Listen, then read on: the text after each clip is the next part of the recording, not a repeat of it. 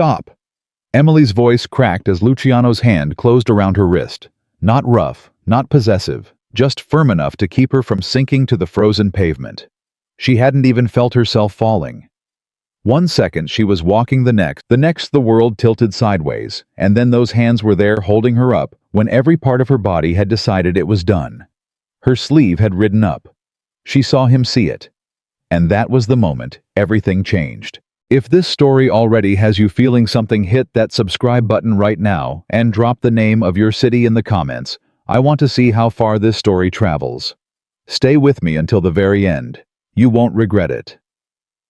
The shift had started at 6 in the morning, and it was now 10:17 at night. Emily Carter knew this, not because she had checked her phone.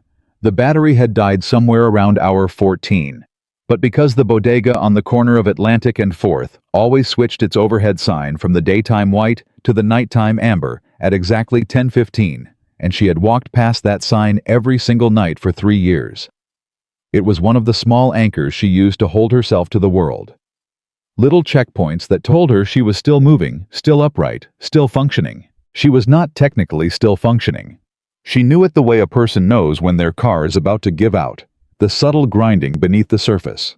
The hesitation in the engine. The way forward motion starts to feel more like managed falling. Her feet were moving, yes. Her lungs were exchanging air, yes. But somewhere behind her eyes, in the place where her actual self lived, something had gone very, very quiet. She had lost a patient that afternoon. Not unexpectedly. Mr. Delgado had been in the ICU for 11 days, and every person on the floor had known the trajectory. But knowing something is coming and watching it arrive are entirely different kinds of pain. She had held his hand at the end because his daughter was stuck in traffic on the BQE and couldn't get there in time. She had talked to him in a low voice about things that didn't matter. The weather, the Mets.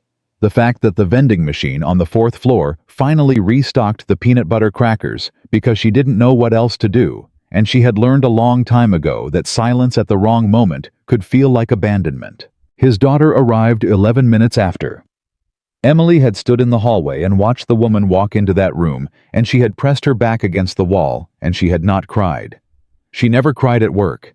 She had made that rule for herself years ago, and she kept it the way she kept all her rules, with both hands white-knuckled, because the rules were the structure, and without structure, there was only the chaos underneath. She'd finished the last 2 hours of her shift on autopilot, signed off the charts, gave report to the night nurse, changed out of her scrubs in the locker room, moving slowly, because her hands had developed a faint tremor somewhere around hour 12, and she didn't trust her fingers with buttons. Pulled on her coat, the gray one with the fraying collar that she kept meaning to replace and kept not replacing, because replacing it meant spending money she was carefully not spending. Walked out the employee exit. The cold hit her like a wall. February in Brooklyn was not polite about announcing itself. It came in hard and direct, the kind of cold that found the gap between your scarf and your collar and drove straight down your spine. Emily hunched her shoulders and started walking. She had a 40-minute walk home. She usually didn't mind it. The walking gave her time to decompress, to let the hospital drain out of her system before she walked through her apartment door and had to be a person in her own space. But tonight, the 40 minutes stretched out in front of her like a test she hadn't studied for, and she was already running on empty. She made it 12 blocks. She knew the area around the Moretti Grand Hotel, the way she knew most of this neighborhood, as a series of landmarks rather than a destination. The hotel had been there for 20 years, a limestone and glass tower that had gone through 3 ownership changes before Luciano Moretti's company acquired it 4 years ago and renovated it into something that felt slightly untouchable. The kind of place that had a doorman in a coat that cost more than Emily's monthly rent. She walked past it every night and never looked at it directly, the way you didn't look directly at things that existed in a different universe than the one you occupied. Tonight she looked. She looked because her head was spinning. She looked because the sidewalk had gone slightly unstable beneath her feet, that nauseating tilt that meant her blood pressure had dropped, which meant she hadn't eaten since she tried to calculate the granola bar at 2 p.m., and before that, the coffee at 6 a.m., and before that, nothing, because she had been running late and had told herself she'd grab something from the cafeteria, and then the cafeteria line was too long, and the afternoon went sideways, and the world did something she had no language for. One moment she was vertical. The next moment she was not. There was a fraction of a second in between, a suspended, weightless instant where her body understood what was happening before her mind caught up, and in that fraction of a second, Emily Carter had one coherent thought. Don't make a scene. She had thought this specifically automatically, the way a person thinks in their first language. Don't make a scene. Don't be a problem. Don't be the thing that requires other people to stop and deal with you. She had been taught this lesson very thoroughly. But her body didn't care about lessons tonight. Her knees buckled, and then hands caught her. They were large hands. She registered this first, the breadth of them, one at her back and one at her arm, firm and immediate, moving with the kind of reflex that didn't require thinking. Whoever caught her had done it before. Not caught falling women specifically, she imagined, but had trained themselves to act before hesitation could slow them down. She was pulled back from horizontal. Not yanked, pulled with a strange carefulness that she would think about later. Steadied. Her feet found the sidewalk again, though her legs were still not entirely trustworthy, and she grabbed instinctively at whatever was closest, which turned out to be a very well-made lapel. Easy, a voice said. Male. Low. The kind of voice that had learned not to waste volume. I'm fine, Emily said. Because this was what she always said in any situation that could be classified as not fine. She had said it with bruised ribs. She had said it in a parking lot with car keys in her hand and a split lip she was covering with her hair. She had said it so many times that it had stopped being a lie and become simply a reflex, a sound her mouth made in the presence of anything that might require explanation. You're not, the voice said, not unkind, just accurate. She looked up. The man holding her was not what she expected, though she couldn't have articulated what she expected exactly. He was tall. She was aware of this in the relative way you were aware of height when you were 5'4" and wearing flat boots. Dark coat. Dark hair going slightly gray at the temples. A face that had been handsome once, and was still handsome now, but in the way that had been worked on by years and decisions, angles sharpened by something she couldn't name. His eyes were a shade of brown that was almost black in the streetlight, and they were fixed on her with an attention that she found immediately uncomfortable. People did not look at Emily Carter that closely. She had arranged her life to prevent it. Let go, she said. Please, I'm okay. You fainted. I didn't faint. I just... She stopped because her legs chose that moment to make their opinion known, and she gripped the lapel harder than she intended to. I need a minute. You can have several. He wasn't letting go. She became aware suddenly of other people, a man in a dark suit standing 8 feet away, hands loose at his sides, watching everything with the kind of attention that was not casual. A second man near the hotel entrance. The suited man near the curb was on a phone, but not talking into it, just holding it, and she realized with a distant, foggy certainty that she had collapsed in front of what appeared to be a small security operation. Who are you? She asked. The person who caught you, he said. Who are you? Emily. Emily. He said it simply without inflection, the way you confirmed a name on a list. Can you stand? I can stand. She could almost stand. He kept one hand at her back and moved the other, and that was when it happened. When the sleeve of her coat slid back. She had bought the coat second-hand, and the cuffs were slightly too short for her arms, and when his hand shifted at her elbow to steady her, the sleeve rode up 2 inches. 2 inches was enough. She saw his eyes drop. She saw the exact moment he registered what was on her wrist. The old bruising faded to yellow at the edges and below it. The older marks, the ones that never fully disappeared anymore. The history of a marriage she had spent 3 years trying to forget. She had gotten good at hiding them. Long sleeves always even in summer. Bracelets layered in a way that looked decorative rather than strategic. She had an entire system, and in 16 hours of a brutal shift and a 40-minute walk through February, she had let the system slip for 1 moment. 1 moment. She yanked her sleeve down. Don't, he said quietly. It's nothing. Emily. It's old, she said. The word came out smaller than she intended. It's nothing. It's old. He didn't argue with her. He didn't push. He didn't ask the question that most people would have asked, "Who did this?" Or "Are you okay?" Or "Do you need me to call someone?"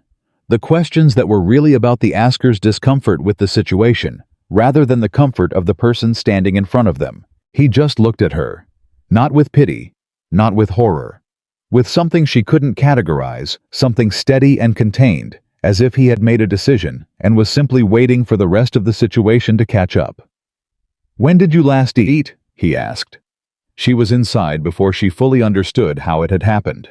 Not by force. She wanted to be clear about that later, when she tried to reconstruct the sequence of events for herself.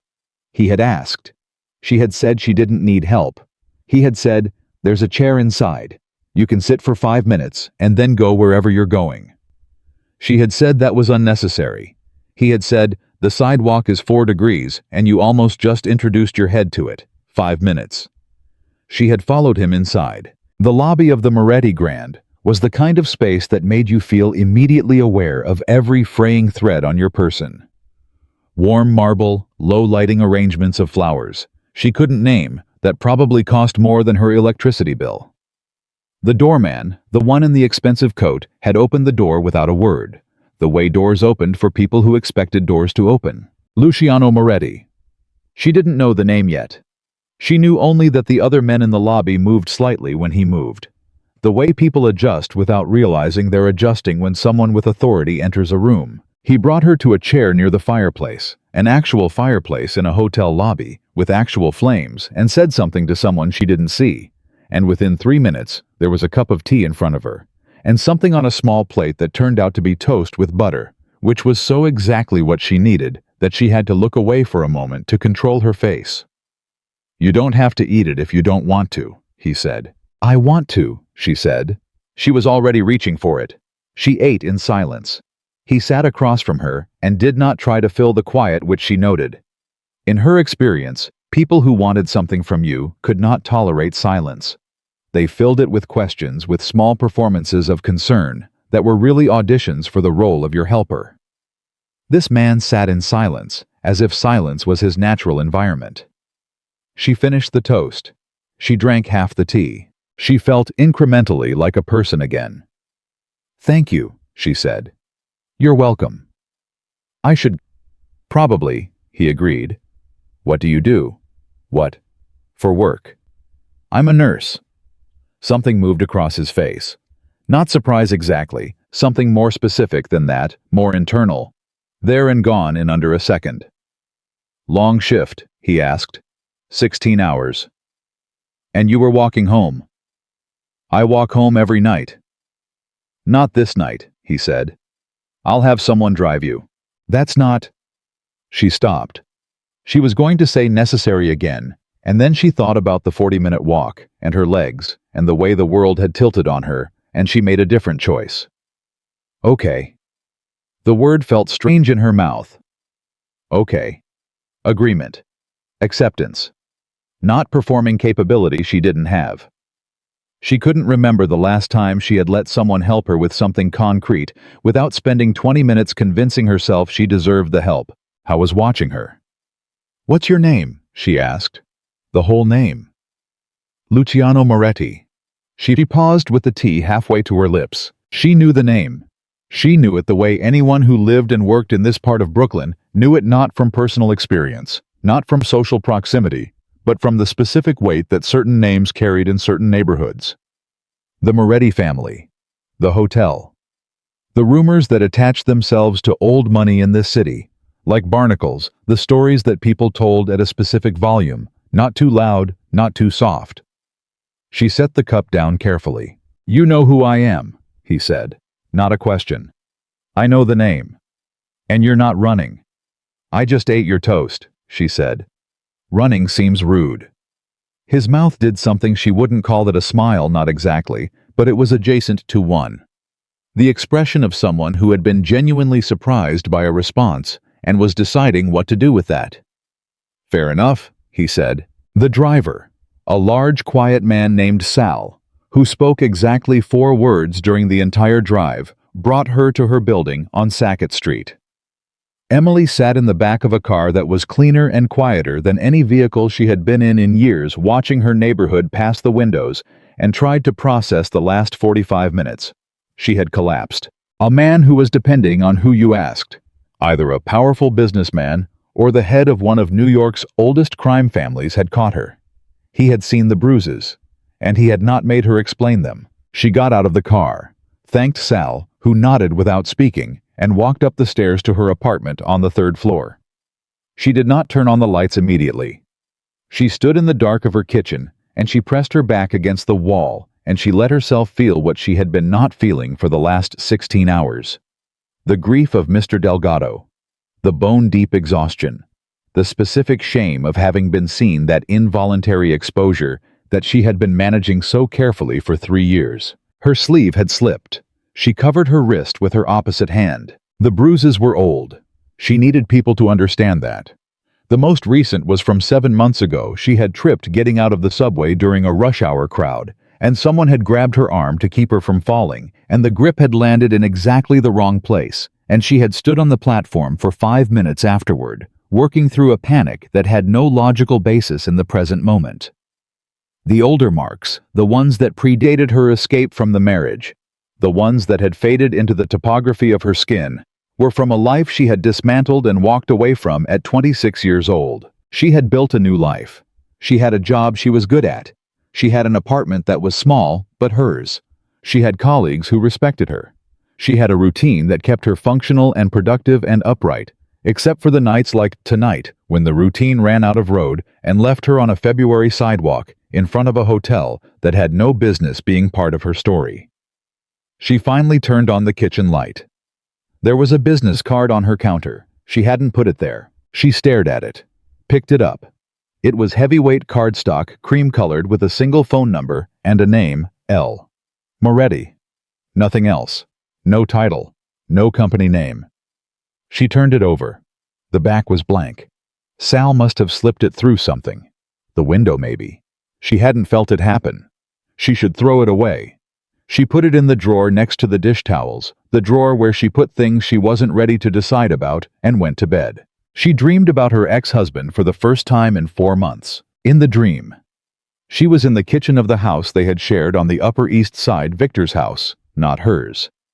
It had never been hers, and she was trying very quietly to make coffee, because in the dream making noise was dangerous, and she kept knocking things over.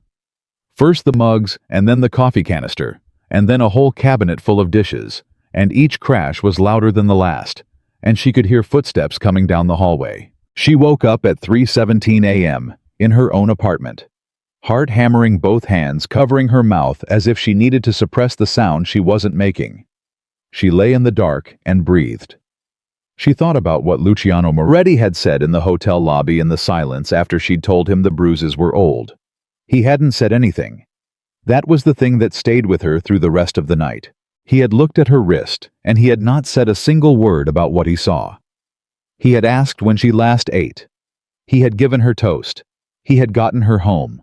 He had given her a way out without asking for anything in exchange. In Emily Carter's experience, in the specific experience that had taken her years to unpack in the cramped, yellow-walled office of a therapist she saw on a sliding scale on Thursdays, that was not how people operated. People who knew something was wrong wanted to talk about it. They wanted to understand it, categorize it, fix it, or at minimum feel better about themselves for acknowledging it. Victor had known, for instance. Victor had always known in the particular way of people who create the thing they're aware of. He had known, and he had made her feel that his awareness was a form of generosity. "I see what you are," he used to say, "and I'm still here." She pulled her knees to her chest in the dark. The card was in the drawer next to the dish towels. She didn't take it out, but she didn't throw it away either. She called in to work the next morning. She almost never called in. She had used 5 sick days in the last 3 years, 2 of which had been mandatory, because she'd shown up with a temperature that the charge nurse had sent her home for. Calling in felt like failure, and Emily Carter did not permit herself failure in the areas she could control. But she called in. Her supervisor, Janet, who had the bedside manner of a person who had been managing nurses for 22 years and had seen everything, said only, "About time," and told her to rest. She slept until 11. She ate actual food eggs toast with butter, because apparently that was what her body wanted now, and she drank coffee sitting at her kitchen table, which she almost never did. Usually she drank coffee standing over the sink because sitting felt like time she wasn't spending on something productive. She sat. She thought about nothing for as long as she could. Her phone rang at 1:15. Unknown number. She almost didn't answer. Then she answered. "You ate the toast," Luciano Moretti said. He didn't identify himself. He said this the way a person resumed a conversation that had briefly paused rather than called a stranger for the first time in daylight. She sat with this for a second.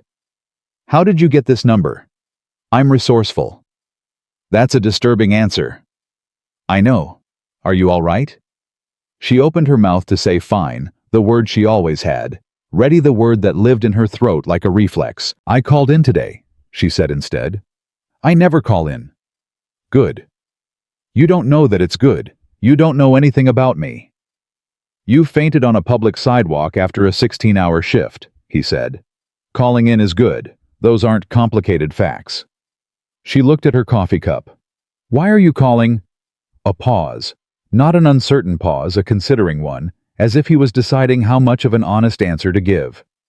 "Because you didn't throw the card away," he said. She went very still. "How do you know I didn't throw it away?" "Because you answered this call." She was quiet for a long moment. She thought about the drawer, about the card next to the dish towels, about the way she had put it there specifically because she wasn't ready to make a decision. "I'm going to hang up now," she said. "Okay." "And I'm going to throw the card away." "Okay," he said again. "I don't need—" She stopped, started again. "I don't need someone to— This isn't—" She exhaled. "I take care of myself." "I know you do," he said. "That's different from letting someone notice that you do." She had no answer for that. "Feel better, Emily," he said, and hung up. She did not throw the card away. She went back to work the next day. She wore a long-sleeved thermal under her scrubs as she always did. She checked on her patients. She filled her charts. She ate a real lunch in the cafeteria at noon without skipping it. And she walked home through the cold, taking a slightly different route, one that didn't go past the Moretti Grand. At the end of the week, she walked past it. She told herself it was simply the most direct route. She told herself she was not looking for anything or anyone. She kept her gaze forward and her pace steady, and did not break her stride. A voice from behind her said, "You're going to walk yourself into the ground again." She turned. Luciano was outside the hotel, not dressed like he'd been the night she collapsed, not in the full formality of whatever event or meeting he'd been attending. Just a dark coat, hands in pockets, standing there, as if he'd happened to step outside at exactly the right moment and was choosing not to make a significant thing of it. She studied him. "Are you watching for me?" "I come out here most evenings," he said. "It's a coincidence." "You don't seem like a man who has many coincidences." Something crossed his face, that same motion she'd seen in the hotel lobby, the one that appeared and disappeared before she could fully read it. "No," he admitted. "I don't." She stood on the sidewalk and looked at him in the amber light of the hotel sign, and she had the specific awareness of being at a choice point. The kind of moment where both options are clearly visible, and what you choose says something about who you are and who you're trying to be. She had run from things for 3 years. Not all running was cowardice. Some of it had been survival, pure and essential. Running had gotten her out of Victor's house with her life and her sanity mostly intact.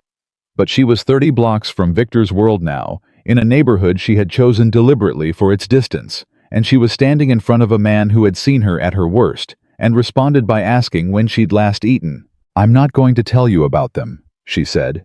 "The bruises." "I didn't ask." "I know, but I want to be clear about it in advance. I'm not telling that story to anyone." "You don't have to explain your pain before someone chooses to be decent to you," he said. "That's not a transaction." The cold moved through the gap between her scarf and her collar, sharp and clean. She said, "There's a coffee place 2 blocks from here. They have decent pie." Luciano Moretti looked at her for a moment. Then he fell into step beside her. "What kind of pie?" he asked. "Apple," she said. "Don't make a face." I didn't make a face. You were going to. I respect apple pie as a concept, he said. I have reservations about the execution in most establishments. Lucky for you, this isn't most establishments. They walked 2 blocks together in the February cold, and neither of them said anything that mattered yet, and Emily Carter breathed in the night air and found that for the first time in longer than she could precisely remember, her hands were not pressed against her sides. She let them hang loose at her edges open, not guarding anything. Small things. But she had learned to count them. The call came on a Tuesday. She was at work halfway through a shift when her charge nurse flagged her from the hallway. Personal call at the desk, said it was important. Emily frowned. She didn't get personal calls at work. She had made it a practice not to give out the unit number, precisely because she'd spent too many years monitoring every possible entrance point for problems. She picked up the receiver. The voice on the other end was not Luciano. It was a voice she had spent 3 years not hearing, training herself not to hear in crowds or parking garages or quiet apartments when the walls started sounding like they were breathing. "Emily," said Victor Hale. "I heard you've been busy." The receiver went cold in her hand. Or maybe her hand went cold around the receiver. She couldn't tell the difference. "How did you get this number?" she said. Not a question. She knew how he got numbers. He got everything he decided to get. "You look good," he said as if she hadn't spoken. "From what I can see." The unit. He was saying he could see her. Or he was saying it to make her think so. Victor had always been a practitioner of both truth and implied threat, deployed interchangeably until you couldn't tell which was which. "Don't call here again," she said, and hung up. She stood at the desk for exactly 30 seconds. Then she went back to her patients, because that was what she did. She went back to her patients, and she did her job, and she did not let her hands shake where anyone could see them, and she waited until the break room was empty at 7 p.m. to sit down against the wall and put her face in her hands and allow herself for 60 seconds to be terrified. 60 seconds. Then she stood up. She pulled the card from her wallet, the cream cardstock, the single number, and looked at it. She had not planned to use it, but the rules had changed. She dialed. He answered before the second ring. "Victor Hale called the unit where I work," she said. Her voice was steady. She made it steady. "I don't know if he can actually see me, or if it's—" She stopped. "I don't know what he knows about my life now. I don't know how long he's been looking." A silence. Not surprised. Sharpening. "Are you at the hospital?" Luciano asked. "Yes. Stay there until your shift ends. Don't walk home tonight."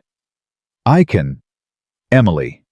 His voice was not raised, but it moved through the phone with a certainty that wasn't demanding exactly, more like gravity, like the simple application of what was true. "Let someone drive you home tonight. Just tonight." She pressed the card against her palm. She thought about the drawer next to the dish towels, about all the decisions she had unmade. "Just tonight," she said. She put the card back in her wallet, not in the drawer. That was new. She went back to work. And outside the hospital, in a city that was cold and awake and full of people who knew things she didn't, something that had been still for 3 years began to move. Sal drove her home that night without a word, the same way he had the first time, and Emily sat in the back seat and watched the streetlights move across the window and tried to organize what she knew into something she could manage. Victor had found her number, the unit number specifically, which meant he hadn't just found her general location, he'd found where she worked, which floor, which desk. That was not casual. That was not someone who had stumbled across an old address. That was someone who had been paying attention for long enough to know details. The question was how long. She had been careful. She had been so careful. She had changed her phone number twice in the first year. She had moved twice, first to Astoria, then to Brooklyn, telling almost no one the new address each time. She had not contacted anyone from her old life. She had built walls in every direction, and she had maintained them, and she had let herself believe that the walls were working. Victor's voice on the phone had disassembled that belief in about 11 seconds. Sal pulled up to her building, and she got out and said thank you. And he nodded, and she went upstairs and locked her door with the deadbolt and the chain, and stood in her dark kitchen with her coat still on. Her phone buzzed. A text from an unknown number, different from the one Luciano had called from. 4 words. "You did well today." She stared at it. Typed back, "Who is this?" The reply was immediate, not hail. She deleted both messages, then stood there thinking about what it meant that Luciano Moretti apparently had multiple phones. She decided it meant he was careful, and that caution in this specific situation was not the worst quality a person could have. She changed out of her work clothes. She made tea she didn't drink. She sat on the edge of her bed, and she tried to think clearly, which was difficult when the back of her skull was vibrating with the specific frequency of Victor Hale's voice. She had not heard that voice in 3 years. She had heard it every night for 4 years before that. She met Luciano for coffee the next morning. Not pie this time, morning coffee. The kind that was functional, rather than social, at a place on Atlantic that was just busy enough to feel anonymous. He was already there when she arrived, which she noted without commenting on. He had a black coffee. He had gotten her a tea without asking, the same kind she'd had in the hotel lobby. She sat down and looked at the tea and then at him. "You already knew what I drank," she said. "You had it at the hotel. You pay attention." "Always," he said, not defensive, just true. She wrapped her hands around the cup. "Tell me what you know about Victor Hale." He looked at her steadily. "What makes you think I know anything?" "Because you answered before the second ring last night, and by the time Sal picked me up, you'd already decided I needed a different driver home from work until further notice. Which means you did something in the time between my call and Sal's arrival, and what you did was find out who Victor Hale was." Luciano was quiet for a moment. "You're perceptive." "I'm a nurse. I read people for a living." He drank his coffee. "Victor Hale, Upper East Side. Old family money, not as old as he presents, but enough. Hedge funds, commercial real estate. A foundation that does charitable work for the tax structure more than the charity. He's well connected. Moves in circles where connections are currency." He paused. "He's been married twice. You were the first." Emily absorbed this. "Who's the second?" "A woman named Claudia, younger. From a family with money of their own, which I suspect is the point." He set down his cup. "She filed for separation 8 months ago. It was kept quiet." 8 months ago. Emily did the math without meaning to. 8 months ago, Victor's second marriage was ending. And Victor, she knew this about him. She knew it in her bones. Victor did not tolerate endings that he had not chosen. When things escaped him, he came looking for them. "He's not calling me because he wants me back," she said. It was important to say this clearly. "He's calling because he wants to feel in control of something." "I know," Luciano said.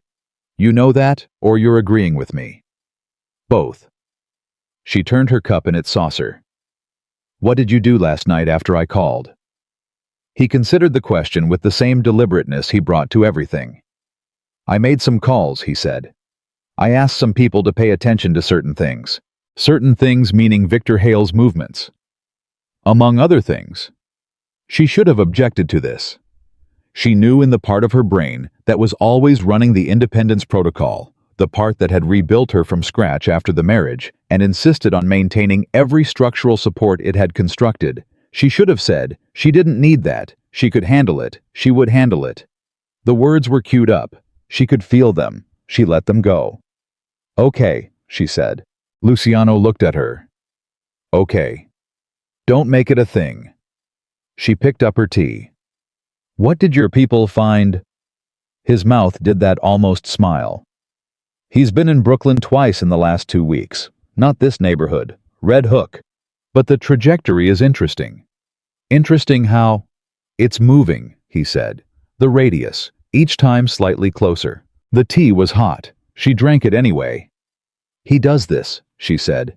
"He tightens slowly. He doesn't come at you directly. He just closes the space around you until you feel surrounded and you haven't even seen him coming." She set the cup down. "He's very good at it." "I know men like that," Luciano said quietly. Something in his voice shifted a half-tone drop that she noticed. Not anger. Something more complicated than anger.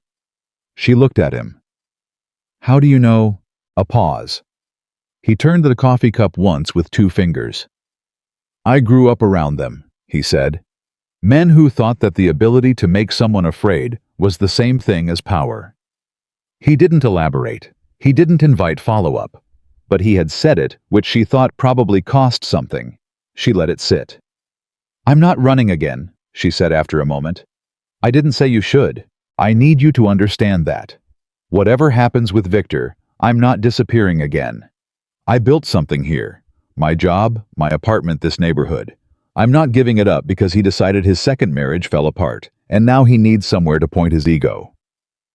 Luciano looked at her across the small table for a long moment. What do you want then? No one asked her that. She blinked. What? What do you want to happen? Not what you want to avoid. What do you want? She opened her mouth, and nothing came out, because she realized, sitting there in the morning light with her hands around a cup of tea, that she did not have an immediate answer for that question. She had become so practiced at managing threats, at identifying the danger and building the wall that she had almost forgotten. There was a version of this where she wasn't only defending. I want him to understand that I'm done, she said slowly. That this isn't something he can call me out of or threaten me back into. I want him to know that I exist fully without his permission, and that whatever control he thinks he still has, he doesn't. She paused. I want him to feel what it's like to reach for something and find out it isn't there anymore. Luciano nodded, slowly, like he was memorizing each word. Then that's what we work toward, he said. She looked at him. You said we. I did. I don't know what that means with you. What we looks like in your world. It means you're not alone in this, he said. What it doesn't mean, and here something precise came into his voice, deliberate and careful, is that I'm going to take it over. What you just said about wanting him to know you exist without his permission. That's yours. I'm not taking that away from you by getting involved. She stared at him. Most people who say they're helping you take the thing over, she said. I know, he said. I've had to stop doing that. Why did you start doing it? He picked up his coffee. The question sat between them. She thought he wouldn't answer. Then he said, because the last time I let someone I cared about fight something alone, she didn't win. The words arrived quietly, but they landed with weight. Emily didn't push. But she filed it away in the careful filing system she maintained for important things. They sat together in the coffee shop for another 20 minutes, talking about logistics. Sal's schedule, the contact number she should use if Victor called again, whether the hospital administration needed to be quietly informed that she might be receiving unwanted contact. Practical things. Things with solutions. It was easier than the conversation they'd just had, and she was grateful for it. She left for work at 8:15. She was halfway down the block when she stopped walking. Something had been turning in her mind since the coffee shop. Something Luciano had said that she'd almost let slide past her. She didn't win. She turned back around. He was still at the table alone now, looking at something on his phone. She went back inside and stood next to the table and waited until he looked up. Who was she? Emily asked.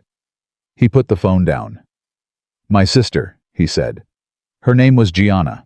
He said it the way you said a name that you had been carrying for a long time and had learned to carry without dropping it, but had never fully gotten used to the weight. She was hurt, Emily said.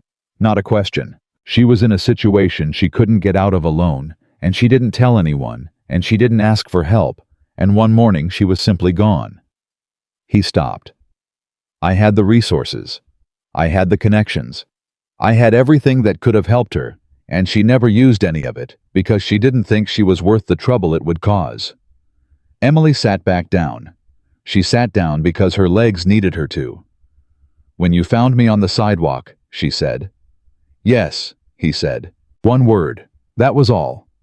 But they both understood what it contained. She put her hand flat on the table, not reaching for him, just placing it there present, grounded. You couldn't have known what she needed if she didn't tell you. I know that. No, she said. You know it up here. She touched the side of her head lightly. It's different than knowing it here. She touched her chest. The second kind takes longer. He looked at her hand on the table for a moment. Then he looked at her face. You sound like you have experience with the difference. I've had a very good therapist for 2 years, she said. She charges me on a sliding scale, and she does not let me get away with anything. Something in his face released. Not much, just slightly, like a door unlocking without opening. Good, he said. She'd probably have things to say about this situation, Emily said. This situation meaning me. This situation meaning all of it. She picked up her teacup, found it empty, set it back down. Victor, you catching me on the sidewalk, the card in my drawer, the way I answered your call. She paused. She'd call it complex. Is that bad? Emily thought about it. No, she said. She'd say that complex means there's real material to work with. She stood. I'm late for work. Emily. She was already pulling on her coat. She looked over. I'm sorry about your sister, she said. Whatever you did or didn't do, I'm sorry she was alone in it. He didn't respond. She could see it cost him not to. She left. She walked to work this time. She had enough in her legs for it. And she needed the air, needed the space between the coffee shop and the hospital, needed the rhythm of forward motion to process what had just happened in there. He had lost his sister to silence. And then he had found Emily collapsing on a sidewalk. A woman who had turned silence into a lifestyle, and something in him had decided it wasn't going to happen again. She understood now why he hadn't asked about the bruises. He wasn't unaware of them. He was aware of exactly what they meant. He had simply chosen to lead with the thing she needed most, which was not another person asking her to explain her own pain before they decided if she deserved help. She thought about the 4 years of her marriage. The 1,000 small moments where she had concluded wrongly. She knew now she had fought hard to know it, that needing help was a weakness that would cost her, that Victor would use it against her. That being self-sufficient was the only safe thing to be. She had gotten very good at not needing things. She had gotten so good at it that the skill had calcified, hardened into something she couldn't turn off even when the danger was gone. Her phone buzzed. A text from her Thursday therapist, Dr. Renata Walsh, who had the timing of someone who had been doing this work for 20 years and had developed a sixth sense for her patients' rough patches. Checking in. How's the week? Emily looked at the message. Typed back, complicated. I'll tell you Thursday. Dr. Walsh replied, looking forward to it, and a single small asterisk, which was her shorthand for, I hear you. Emily put her phone away and walked into the hospital. The week moved fast and slow, simultaneously. The way weeks did when you were monitoring multiple frequencies at once. At work, she was fine, more than fine actually, because the emergency of Victor's reappearance had sharpened her focus in the way that external threats sometimes did, clarifying the important from the noise. She was present in her shifts. She caught things. She had a second-year resident thank her personally for flagging a lab value that he'd almost missed, and she accepted the thanks without deflecting it, which was something she was practicing. She had coffee with Luciano twice more that week. Once at the Atlantic Place, once at a different spot in Carroll Gardens that he suggested, which she agreed to, because she was aware that always choosing familiar ground was another form of the same control that her marriage had trained her into, and she was trying to catch herself doing it. The Carroll Gardens place had better coffee. She told him this, and he looked quietly pleased, as if he had known it would. Their conversations were calibrated oddly, practical, overlapping with something else, some other frequency running underneath. They talked about Victor's movements, which Luciano's people continued to monitor, without Emily asking for updates she hadn't requested. They talked about the hospital, about the nature of emergency nursing, about the specific exhaustion of being the person in the room who had to hold steady so that other people could fall apart. He listened differently than most people did, not waiting for his turn, but actually absorbing what she said, which she noticed because she spent a great deal of time with people who were waiting for their turn. She learned things about him in pieces. He had grown up in this city in a world that had been complicated from the beginning. He had made choices that he did not pretend were simple or clean. He ran the Moretti organization. She was careful about how she thought about what that meant with a particular code that he had established over 20 years, and he held to it with the same inflexibility that she brought to her own personal rules. He had not had anyone close to him in a long time. He had, she gradually understood, constructed his solitude with the same deliberateness that she had constructed her walls.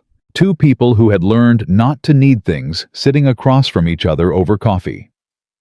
She thought about this on Thursday morning before her therapy session. Dr. Walsh's office was small and yellow-walled as always, with the particular quality of light that came through the frosted window, and the plant on the sill that Emily had watched grow 3 new leaves since she'd started coming here, and the 2 chairs that faced each other at a slight angle, because Dr. Walsh believed that direct face-to-face positioning was adversarial in architecture. Emily told her everything.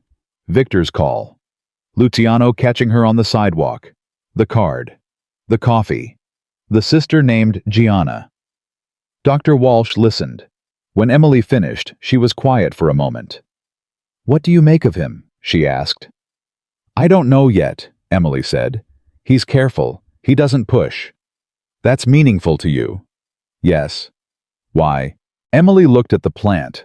One of the new leaves was slightly larger than the others. "Because everyone who's ever pushed me has used the access they got from pushing." She paused. "He's had multiple opportunities to ask about the bruises directly. He hasn't. He's had multiple opportunities to insert himself as the solution to the Victor problem. He hasn't done that either. He just keeps being nearby, without demanding anything for it." "How does that feel?" "Suspicious," Emily said immediately. Then, "and also like something I don't have a word for." "Try." She thought about it. "Like standing in a room where someone left the window open," she said. "You didn't know the room was stuffy until the air moved." Dr. Walsh wrote something. "You're aware that what you experienced in your marriage can make you both hypervigilant to threat and potentially blind to genuine care," she said. "Both are real risks." "I know. Which risk do you think is more active right now?" Emily considered. "The hypervigilance," she said. "I keep waiting for the catch, for the moment where what he wants becomes apparent." She laced her fingers together. "But the catch isn't showing up. What would you do if it didn't?" "I don't know," she said honestly. "I haven't made a plan for that scenario." Dr. Walsh looked at her over her glasses. "Make one," she said. She was leaving the hospital at the end of her Thursday shift when she saw the car. Not Sal's car, a different one. A dark sedan parked across the street from the employee exit, which would have been unremarkable on any other evening. What made it remarkable was the figure in the passenger seat who turned and looked directly at her when she came out the door. Victor Hale had not changed in 3 years. That was the thing she noticed first, with a strange detached clarity. He looked exactly the same. Same expensive haircut. Same precise assessed expression. He had always looked at her as if she was a presentation he was deciding whether to approve. He rolled down the window. He didn't speak. He just looked at her and smiled. Emily's body responded before her mind caught up the cold rush through her chest, the tightening in her throat, the specific alertness that had been dormant for 3 years, but had not apparently forgotten how to wake up. Her feet stopped moving on the sidewalk just for a second, just long enough. She made herself look away.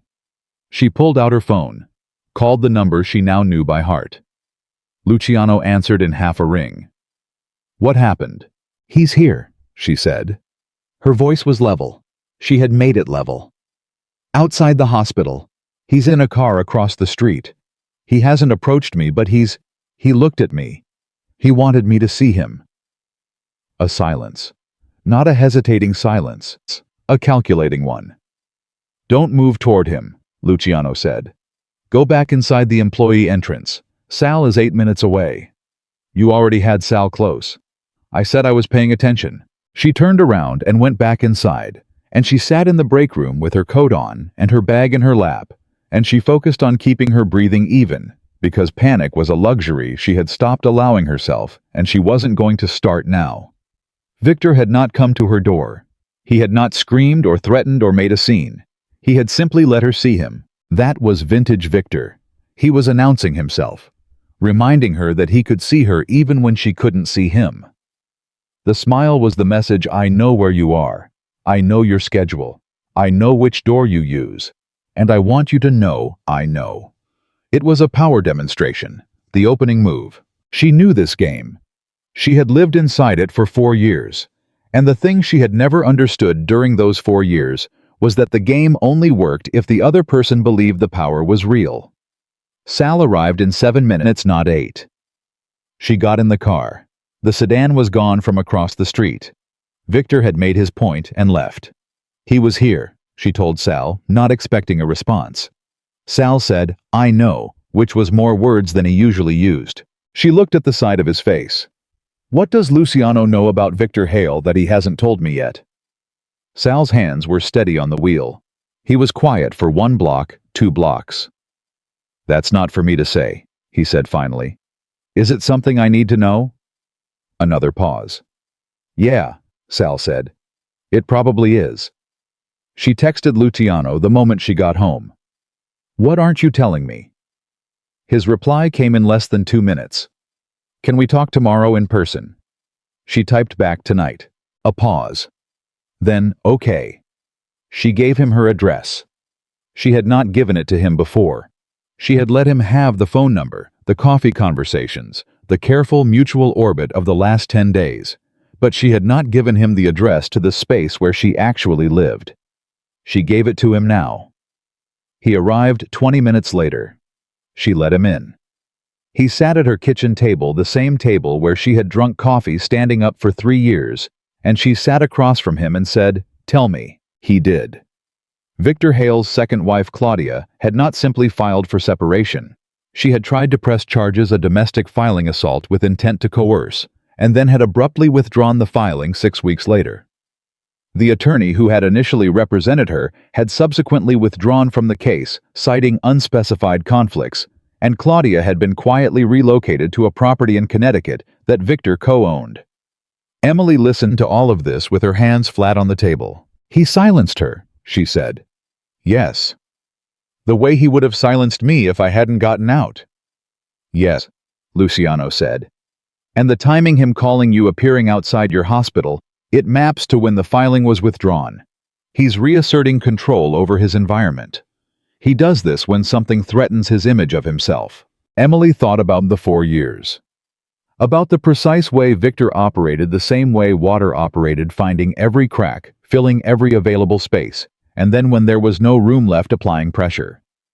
She thought about Claudia in a house in Connecticut. She's trapped, Emily said.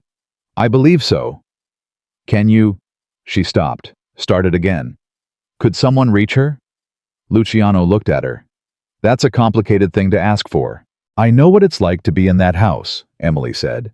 I know what it's like to think there's no way out that doesn't cost you everything. I know what it's like to have someone stand in front of you and smile like he's doing me a favor by choosing me. Her hands pressed flat against the table. If someone had reached me inside my marriage, just one person, just a number on a piece of paper that said you can leave, here's how I think I would have gotten out 2 years sooner. The kitchen was quiet. Luciano looked at her for a long time. I'll see what I can do, he said. Carefully, she said. Don't, this has to be her choice, not a rescue, just an open door. I understand the difference, he said. She believed him. She got up to make tea, and then she thought about what Dr. Walsh had said. Make a plan for the scenario where the catch doesn't show up. And she thought about the fact that Luciano Moretti was sitting at her kitchen table at 8:30 on a Thursday night, because she had given him her address and he had come when she asked, and he was telling her hard truths without softening them, and the catch was still not appearing. She put the kettle on. My therapist thinks I'm waiting for you to show your hand, she said her back to him. Smart woman, Luciano said. She is. Emily turned around. Are you going to show it?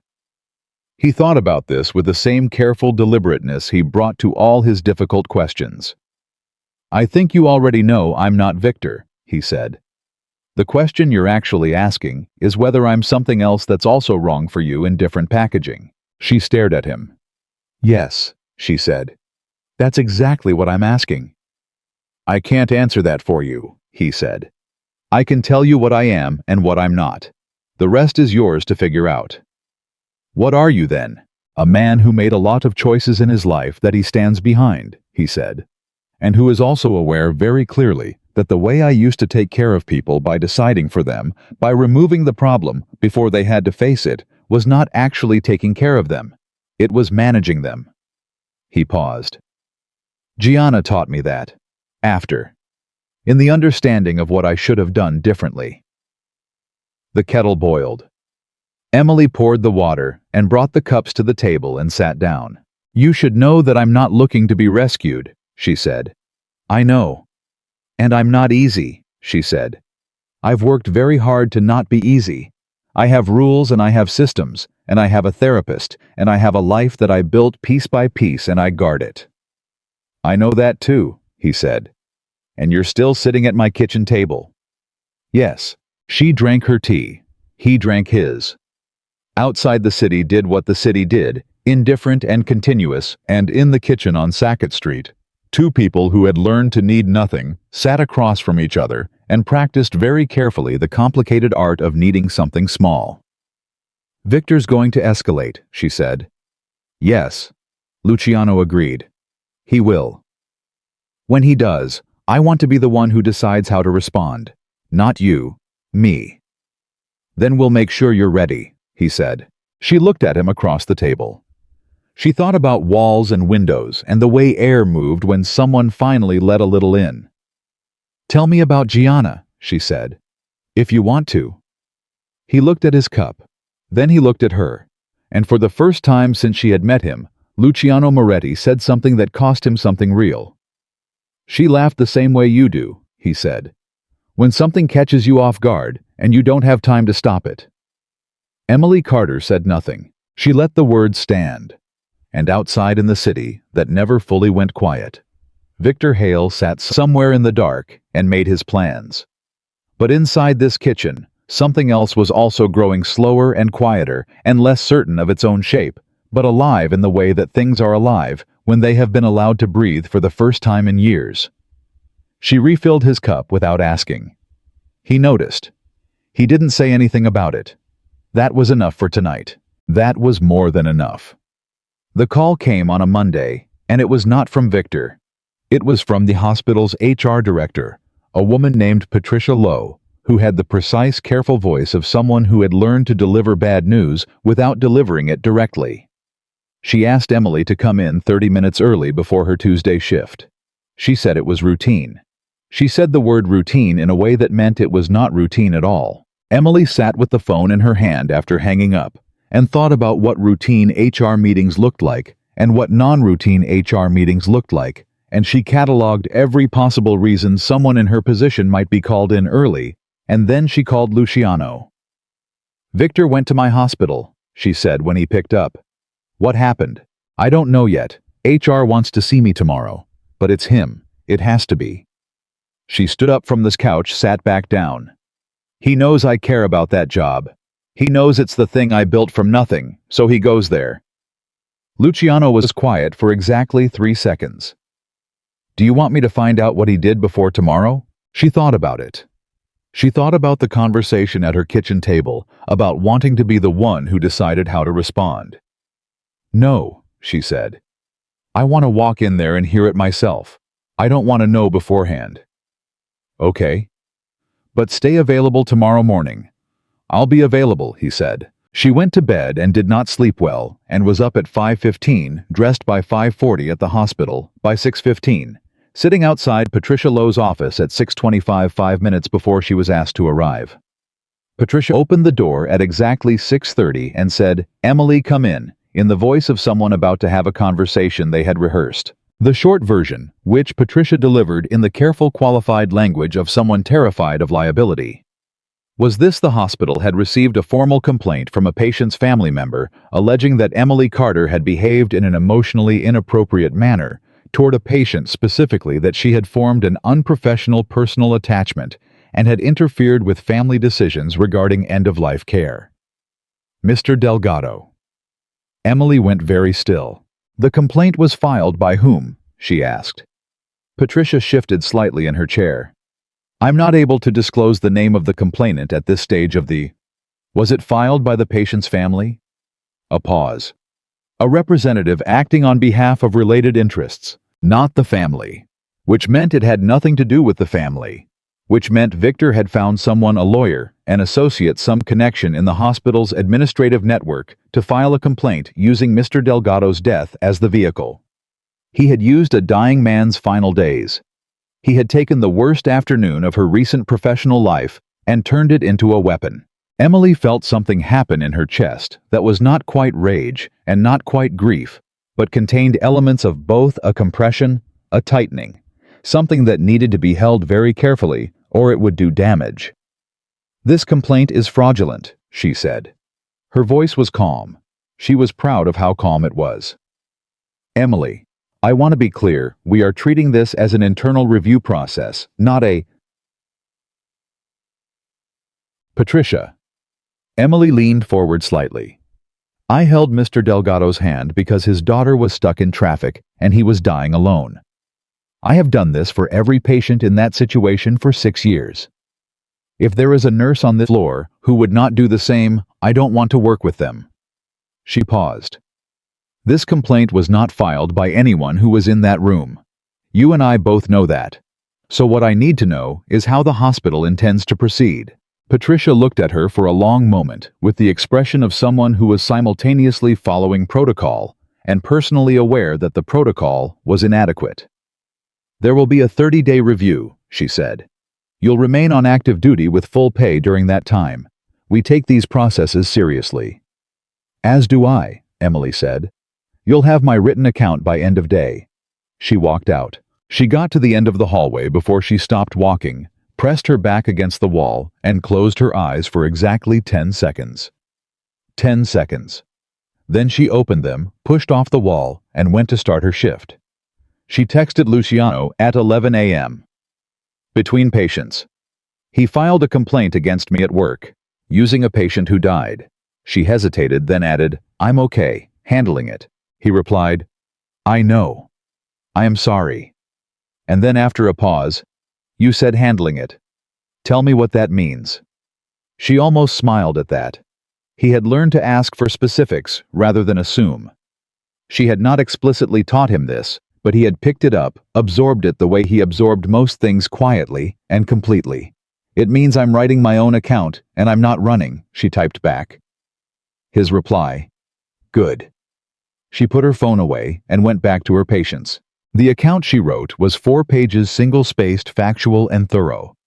She documented every interaction with Mr. Delgado across 11 days, every clinical notation, every family conversation, every decision made, and the reasoning behind it. She described holding his hand at the end with the same clinical precision she used for everything else, citing it as standard comfort care protocol. She included 3 colleagues as potential witnesses and attached her 6-year performance record. She emailed it to Patricia at 4 p.m. and CC'd the nursing union representative because she had been a union member for 6 years, and she had never used it, and today was the day. Then she went home and sat at her kitchen table and felt the exhaustion of a different kind of fight. Luciano arrived at 7, uninvited but not unexpected. She had left the door unlocked, which was not something she had done deliberately, and which she thought about for a moment before deciding that it was probably significant and that she would examine it later. He brought food, actual food, from a place in Carroll Gardens, containers of things that smelled like garlic and something roasted. He set it on the table without ceremony and sat down and said nothing, which was exactly right. They ate together. The first time they had done this in her apartment.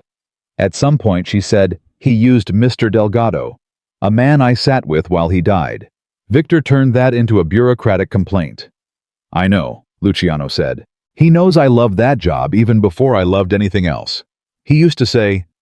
She stopped, picked up her fork, started again. "He used to say that I cared about strangers more than I cared about my own marriage. He meant it as an insult. He thought caring about patients was a deficiency in me." She put the fork down. "He's still using it. 3 years later. He's still using the same interpretation of me. He's using the version of you that belonged to him," Luciano said. He doesn't have access to who you actually are. She looked across the table at him. And who do I actually am? He considered the question without deflecting it. Someone who held a dying man's hand because she couldn't tolerate him being alone. Someone who filed a 4-page account instead of running. Someone who left the door unlocked tonight. He paused. Someone who still thinks she's more fragile than she is. She felt the words land somewhere specific. I'm working on that last part. I know. I can see it. After dinner, she washed the containers, and he dried them, standing next to each other at the sink, and there was a moment in the middle of this ordinary domestic act when she handed him a container, and their hands overlapped briefly, and neither of them moved away. And then the moment passed, and they were just two people drying takeout containers. But the moment had happened, and they both knew it. She thought about it after he left. She thought about it the way she thought about things that mattered carefully from multiple angles, checking for structural weaknesses. What she found was that it held.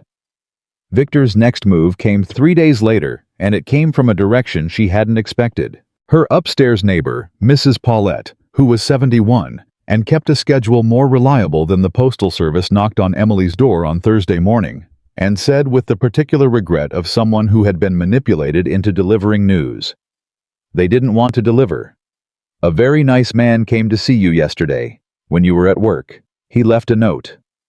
The note was on cream stationery. Emily recognized the handwriting immediately. I just want to talk. I'm staying at the Meridian on 55th, room 1408. Come by when you're ready. I miss you. V. She stood in her doorway and read it twice. He had come to her building.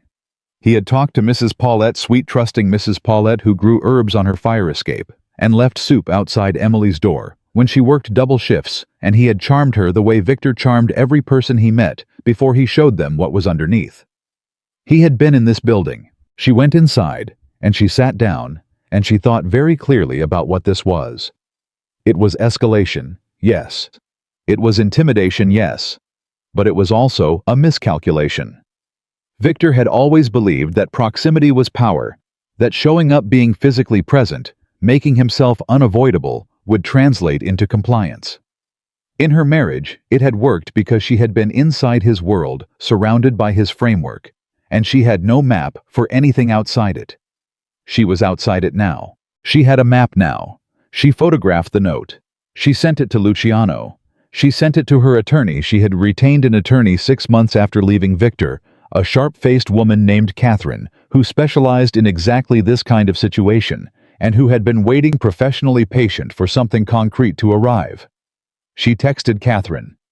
He came to my building. Left a note. Photographed and sending now. Catherine replied in 4 minutes. Perfect. Don't respond. Don't go to the Meridian. Sit tight. Emily sat tight. Luciano called. She answered. He came to my building, she said. I know. Sal is already outside. Luciano? She stopped. I don't want a guard. I want this to end. Sal isn't a guard, he said. He's a friend of mine who has nowhere to be on Thursdays.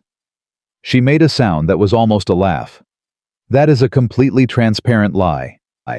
Yes, Luciano said without apology. I talked to my attorney. Good. She says don't respond. Your attorney is smart. I know. She held the photographed note on her phone screen. I miss you. Victor had written, I miss you on cream stationery, as if the 4 years were a misunderstanding rather than a dismantling. He thinks I'm still afraid of him, she said. Are you? She sat with the question. It deserved an honest answer. My body is, she said. There's this response that happens, automatic, physical, like a circuit that got wired in and I can't fully rewire. When he called. When I saw him outside the hospital. My body remembers what it learned. She paused. But I'm not afraid of him. Not in the way that makes me compliant. Not anymore. That's important, Luciano said quietly. The distinction. My therapist has a phrase for it. She calls it the alarm without the authority. The alarm still goes off, but it doesn't get to make the decisions. That's a good phrase. She's a good therapist. He was quiet for a moment. Victor's making this more overt. He came to your building. He left a note with his location. He wants you to come to him. Which I won't. Which you won't, he agreed. But the fact that he's made himself findable, that's useful. It means he's confident. He thinks he has enough leverage that he can stand in the open. What leverage does he think he has? A pause. Not an uncertain one, a deciding one. He talked to someone at the hospital, above Patricia Lowe. Someone on the board. He's implying, not stating, implying that the complaint is the beginning of a longer process if you don't agree to a private meeting. Emily's grip tightened on the phone. He's threatening my career. Through implication only. Nothing he can be directly held to yet. Yet, she said. Yet? Luciano confirmed. She stood up from the table and walked to the window. She couldn't see Sal's car from here, but she knew it was there, and the knowing was something she was still figuring out how to feel about. How does he know about the board connection? Money and time, Luciano said simply. He's had 3 years to build a position from which to do this. He's been planning longer than we realized. The weight of this settled on her. 3 years. While she had been building her life piece by piece, constructing the routine and the rules and the careful independence, Victor had been building something else. A mechanism, a way back in. I was always patient, she said. That was the thing people never understood about him. Everyone thought he was impulsive because he could be loud, but the real moves were always slow. Slow and quiet until they weren't. Emily, Luciano said. I need to tell you something. The tone shifted. She turned from the window. What? Claudia Hale reached out. Emily went still. The second wife, he said. The one in Connecticut.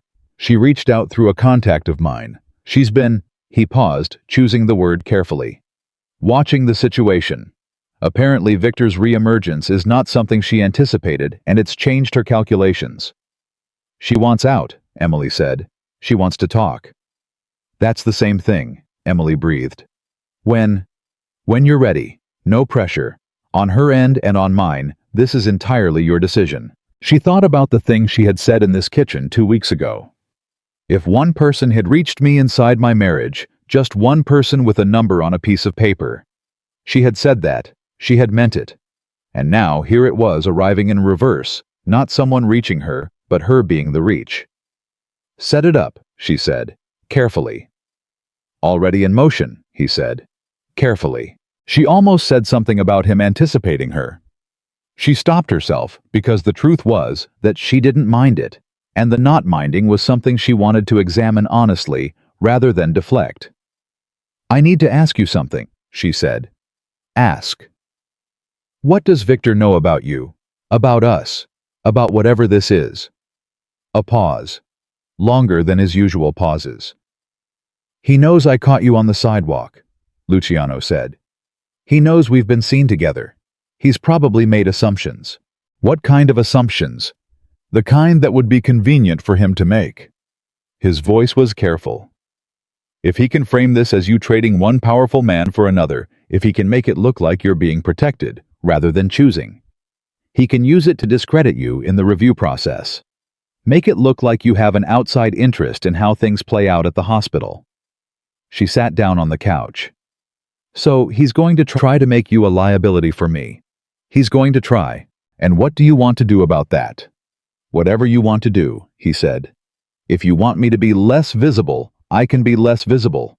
If you want to make the nature of this of us clearer publicly, I can do that too. This is your life, and your career. I don't get to make that call. She pressed the phone against her ear and looked at the ceiling. The note on cream stationery was on the table. I miss you. She thought about what she had said to Luciano in the coffee shop. I want him to know that I exist fully without his permission. She had meant it then. She meant it more now. I'm not hiding anything, she said. Not from Victor, not from the hospital, not from anyone. I spent 4 years hiding and it cost me everything. I'm done with it. Okay, Luciano said. I'm going to talk to the union rep and Catherine together tomorrow.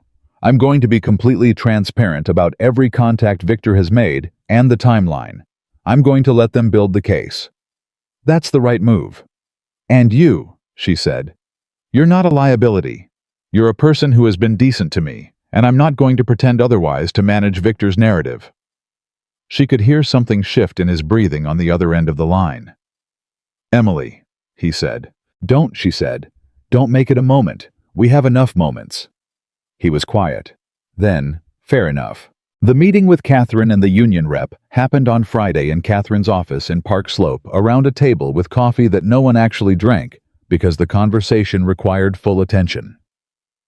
Emily laid out everything: the phone call to the unit, Victor's appearance outside the hospital, the note at her building, the board connection. Luciano had told her about the timeline of every contact. Catherine took notes with the focused efficiency of someone who had seen this architecture before and knew exactly which bolts to loosen. "He overextended," Catherine said when Emily finished. "How so?" "The hospital board connection. If we can document that it moves this from a personnel complaint into attempted coercion, that's a different legal category." She tapped her pen. "Also the timing. His second wife's separation filing, your prior divorce record, his history of—" She paused. "How much do you want in the record?" Emily thought about this carefully. She thought about what she had been protecting and from whom. She thought about the years of carefully managed silence. "Everything," she said. "Whatever helps Claudia, whatever helps me, all of it. I'm not managing his reputation anymore." Catherine looked at her with an expression that was professionally neutral, but contained, Emily thought, a thread of something like admiration. "This is going to get loud," she said. "He won't absorb this quietly." "I know," Emily said. "I'm done with quiet." The union rep, a compact and unflappable man named Dennis, who had been representing nurses for 15 years, said, "For what it's worth, the performance record you attach to your account is one of the cleanest I've seen. This complaint doesn't have legs. It never had legs. He was counting on you folding before we could demonstrate that." Emily looked at him. "I know," she said again. She rode the subway home and sat in the moving car and let the rhythm of it hold her while she thought about what was coming. Victor would hear from Catherine within 48 hours.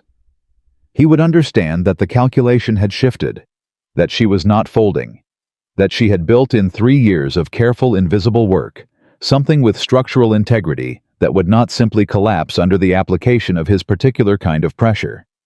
And then he would make his next move. She didn't know what it would be. She knew it would come. She knew that men like Victor did not absorb a shift in power gracefully. They destabilized. They intensified. They went for the thing that hurt the most, because hurting was the only response available to them when control failed. She thought about what he might go for. She thought about the coffee shop on Atlantic, the kitchen table on Sackett Street, the container of food, the overlapping hands, the unlocked door. She thought about Luciano. She got off the subway and walked directly to the Moretti Grand. She had never come here deliberately. She had walked past it that first night by accident and by force of habit. She had been inside it once by accident and by collapsed blood sugar. She had never walked toward it with intention. She walked through the lobby, and the doorman, the one in the expensive coat, said, "Ms. Carter," without hesitation, which told her she had been described, which she would think about later, and directed her to the elevator. Luciano's office was on the 14th floor. She knocked. He opened the door and looked at her with the specific look of someone who had not expected this particular arrival, but who had perhaps wondered if it might happen. "He's going to come after you," she said, "to get to me. He's going to find something, some angle, some story about what I am to you, some way to make our association look like leverage." "I know," Luciano said. "Come in." She came in. She sat. He sat across from her. "I need to know something," she said. "And I need you to answer it directly. Ask, is there anything in your life, your actual life, the full version that Victor could find and use? Anything that if it became public in the context of me and the hospital and all of this would damage me?" She watched him hear the question. She watched him understand what she was really asking, not just about the legal exposure, but about who he was and what she had walked into. He answered without looking away from her. "I run an organization that has existed for 60 years in this city," he said. "It has operated in ways that are not always aligned with conventional law. I have made decisions that I would make differently now than I would have 20 years ago. I have never in my life physically harmed someone who had not first harmed someone else. And everything I have told you about myself is true." He paused. "But if Victor Hale digs into my history and wants to construct a narrative, he will find material." Emily listened to all of this. "Is there anything specific," she said, "that could be used to suggest you have a financial or professional stake in the outcome of my situation at the hospital?" "No," he said. "Nothing. The hospital is not a connected institution." "And Claudia Hale reaching her, is that untraceable?" "Completely." She nodded. "Then what he has is implication and proximity. He can say you and I are associated. He cannot prove the association corrupts anything." She looked at him. "That's manageable." Luciano looked at her for a long moment.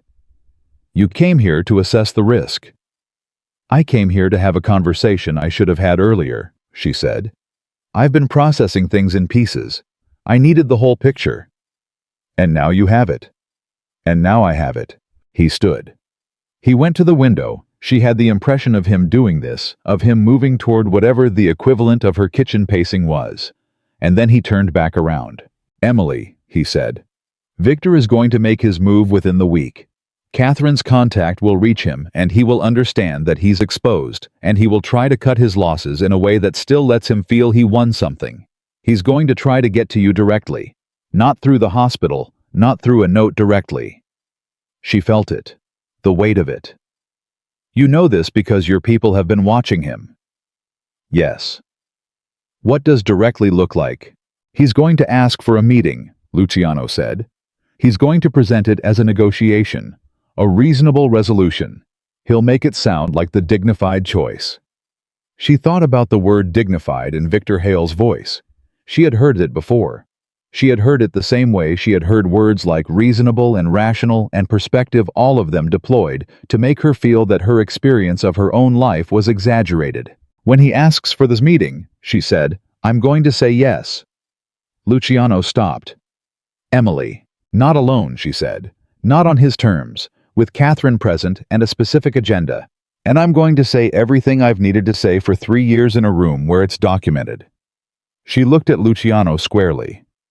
"This is what I meant, at the coffee shop. I want him to know that I exist fully without his permission.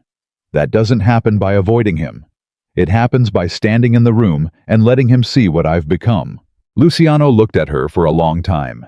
She could see him running through it, the variables, the risks, the alternatives. She could see him reaching for the instinct to protect, to intercede, to solve the problem, before she had to face it directly. She watched him choose differently. "What do you need from me?" he asked. She felt it land. That question.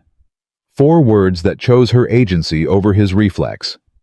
She had not been asked that question by someone who meant it in a very long time. "I need you to trust that I know what I'm doing," she said. "I do," he said. "I have for a while." She stood. "I'm going to call Catherine." "I know. And tomorrow I'm walking to work, by myself, the regular route." "Okay. And Sal can have Thursdays off." He almost smiled.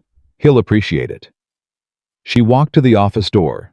Then she stopped, one hand on the frame, not fully turning back. "Luciano." "Yes. The Bruises," she said. "You saw them that first night and you never asked. Not once." "No," he said. "Why?" She heard him breathe. Heard him find the words. "Because I knew that if and when you wanted to tell me what they meant, you would. And that it would be on your terms."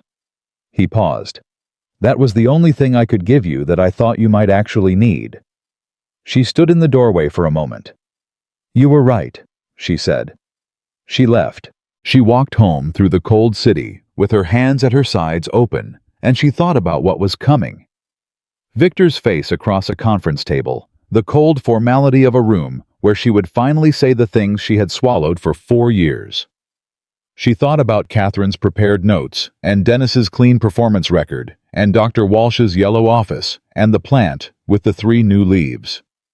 She thought about what it felt like to walk toward something instead of away from it. The alarm went off in her chest, automatic and trained. She let it ring. She did not let it drive. She walked forward. She had never been good at asking for help. She was learning. Slowly, imperfectly, in the specific way that learning happens when the stakes are real. Not in a classroom, not in theory, but in the lived friction of a life that was trying to become something better than what it had been. The city moved around her indifferent as always. And Emily Carter moved through it, not collapsing, not hiding, not running. Walking. Toward the thing she had been afraid of for 3 years. For the first time completely unafraid of herself. Catherine called on Sunday evening. He agreed, she said without preamble. Meeting requested. He wants neutral ground his attorney's office in Midtown, Wednesday at 2. Emily was standing at her kitchen counter with a glass of water she hadn't drunk yet. His attorney's office isn't neutral ground. I know, I told him Park Slope or nothing. He came back with a conference room at the Barclays Center Business Annex. I said yes. Emily set down the glass. He agreed to my turf. He agreed to neutral turf, which means he's more exposed than he's letting on. Catherine paused. The board connection I had Dennis pull the meeting records from the last 2 weeks.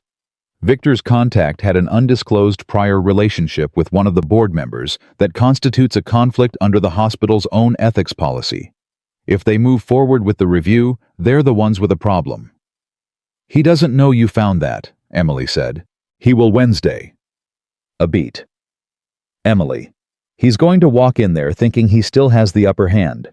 What he doesn't know is that Claudia's attorney made contact with my office Friday afternoon. Emily stopped breathing for a second.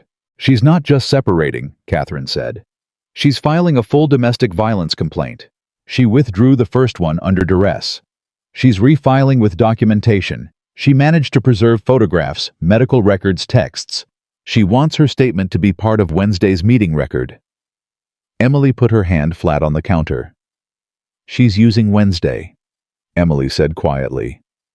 She's using this meeting as the moment. She said she didn't want you to face him alone, Catherine said. She said, and I'm quoting, I should have done this sooner. I'm doing it now. Emily closed her eyes. She had said it herself in this kitchen to Luciano. If one person had reached me, just one person with a number on a piece of paper that said you can leave, here's how I think I would have gotten out 2 years sooner. She had said that as a wish, as a backward-looking grief for the version of herself who had suffered alone inside Victor's architecture. And now Claudia Hale, a woman she had never met, was saying the same thing in reverse. She didn't want you to face him alone.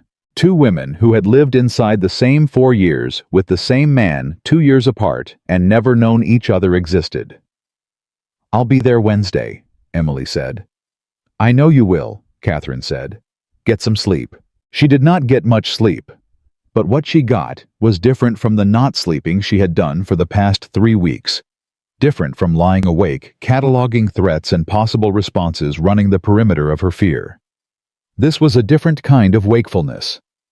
Alert. Oriented toward something rather than away from it. She texted Luciano at 7 a.m., Monday, Wednesday at 2. Catherine Dennis and apparently Claudia's attorney. Victor doesn't know about Claudia yet. He replied in under a minute. How are you? She looked at the question. Not what's the plan or what do you need, or any of the practical questions he usually led with. Just, how are you awake? She typed back, which is different from afraid. His reply, yes, it is. She worked Monday and Tuesday, as if it were any other week, because in the nursing unit, it was any other week people needed help, regardless of what was happening in her personal life, and the act of showing up and being fully present was something she had always been able to do even in the worst of times. It was the thing that had survived everything. On Tuesday evening, she went to Dr. Walsh's office and sat in the chair at the slight angle and told her about Wednesday. Dr. Walsh listened to the whole of it. Catherine's call. Claudia's decision. The conference room at the Barclays Center Annex without interrupting in the way she always listened, as if everything had exactly as much room as it needed. When Emily finished, Dr. Walsh said, "What are you planning to say to him?" "The truth," Emily said, clearly, without managing his feelings about it. "What part of the truth?" Emily looked at the plant. 4 new leaves now. She had lost count of when the 4th appeared. "That I wasn't weak," she said. That what he called weakness was actually the thing that let me survive him. My job, my patience, my capacity to care about people who weren't him, he made me ashamed of that for 4 years. He used it as evidence of my inadequacy. She stopped.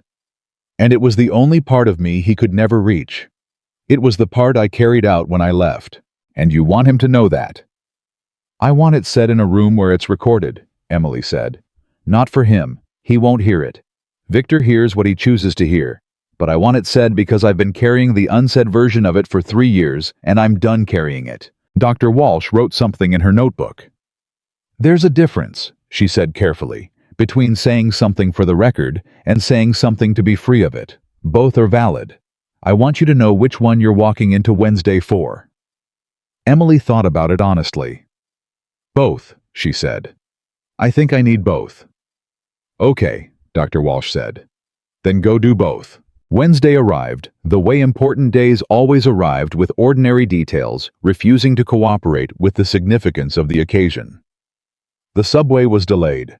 She had forgotten to buy coffee filters and had to use a paper towel in an improvised arrangement that produced something technically in the coffee family. She broke a shoelace and had to switch shoes entirely. She arrived at the Barclays Center Annex at 1:47, 13 minutes early in the shoes she had switched to carrying Catherine's prepared documentation in a folder she had not yet opened because she had memorized everything in it already. Catherine was already there. Dennis was already there. A woman Emily didn't recognize stood near the window, late 30s, precisely put together in a way that read as professional armor rather than vanity. Looking at her phone with the focused attention of someone trying to maintain composure through occupation. She looked up when Emily came in. "You're Emily," she said. "Yes, I'm Renee, Claudia's attorney." She crossed the room and shook Emily's hand. Her grip was steady. "Claudia wanted to be here herself. She's not quite there yet. But she wanted you to know that her documentation is complete. Everything you faced, she has equivalent record of. 7 incidents, medical records for 4, preserved text messages from 6 months of the marriage." Emily nodded. "Tell her thank you," she said. "Tell her that she doesn't owe me anything. But I'm glad she's doing this." Renee nodded once precisely. "She said to tell you the same." Victor arrived at 2:04. 4 minutes late, which was itself a statement, a minor power move, the kind of small dominance gesture that he had always been fluent in. He came with one attorney, a man in a suit that announced its cost quietly, and he came with the expression Emily remembered in precise detail, the one he deployed for formal situations, composed, pleasantly neutral, the face of a man who expected to be agreed with. He stopped when he saw Renee, just for a fraction of a second, just long enough for Emily to see it. He hadn't known. He sat down. He arranged his materials. He looked at Emily across the conference table and he said, "Emily, you look well." And his voice was exactly as she remembered it, warm on the surface, with the particular quality of warmth that was actually a form of management. She looked at him and she felt the alarm, the trained automatic response of 3 years of proximity to this man. The alarm rang. She did not act on it. "Victor," she said. Flat. No warmth. No reciprocal performance. Catherine opened the folder. "I'll go first," she said. "Per documentation submitted to the hospital review board this morning, the complaint filed against Ms. Carter has been withdrawn." Victor's attorney leaned toward him and said something quietly.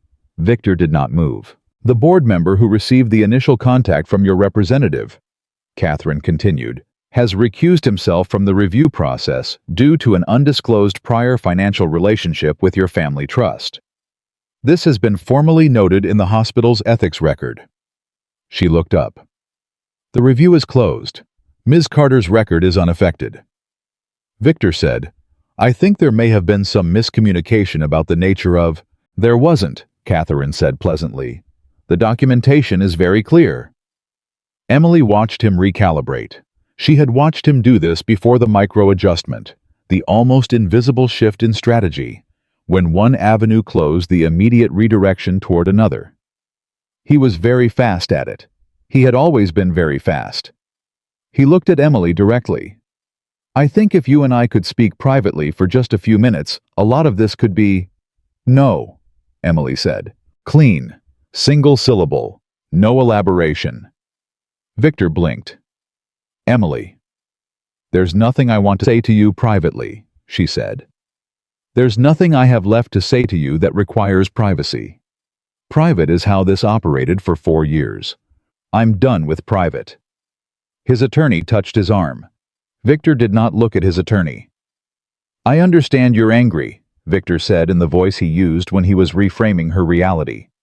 I understand the last few years have been— I'm not angry, Emily said.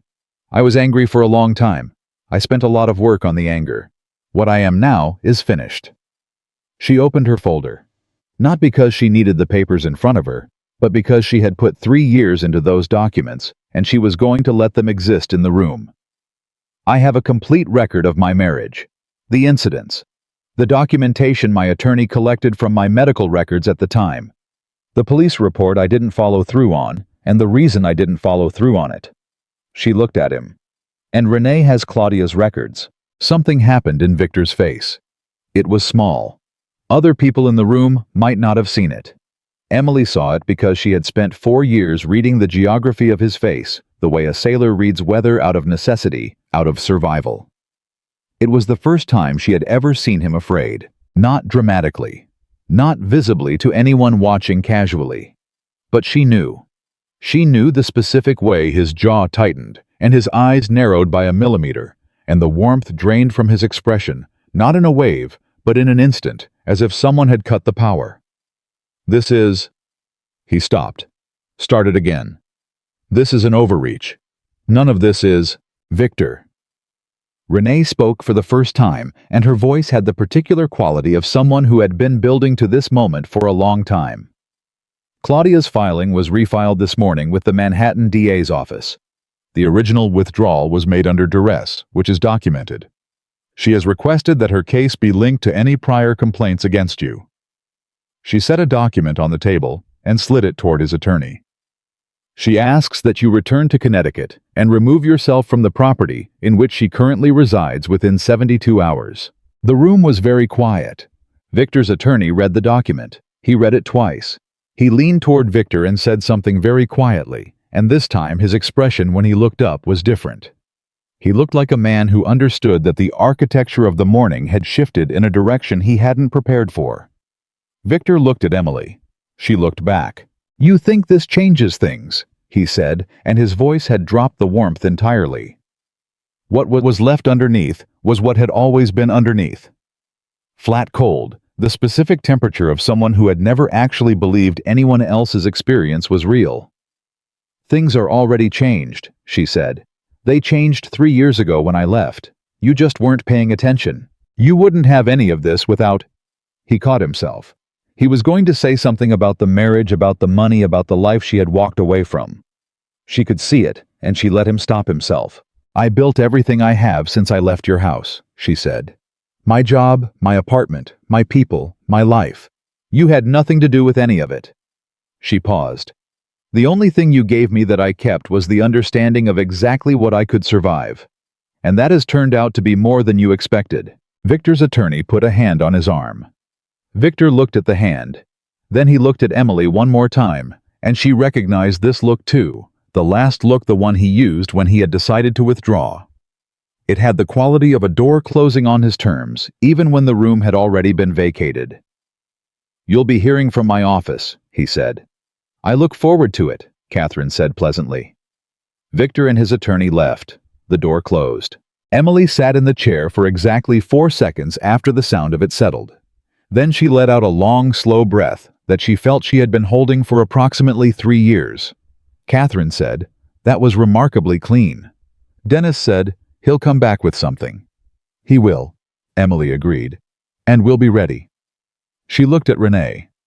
How is Claudia? Renee gathered her documents. Scared? She said honestly. Relieved. Both at once. Tell her that's exactly right, Emily said. Tell her scared and relieved at the same time is actually the correct response. It means she's seeing clearly. Renee looked at her for a moment. She's going to want to talk to you when she's ready. I'll be here, Emily said. She called Luciano from outside the building. He picked up before the second ring, as he always did. "How did it go?" he said. Not a question. He already knew it had happened, that she was standing outside afterward calling him, which meant it was done. He was asking for the texture of it. "He looked afraid," she said. "For a second. He thought he was walking into a negotiation, and instead, he walked into evidence."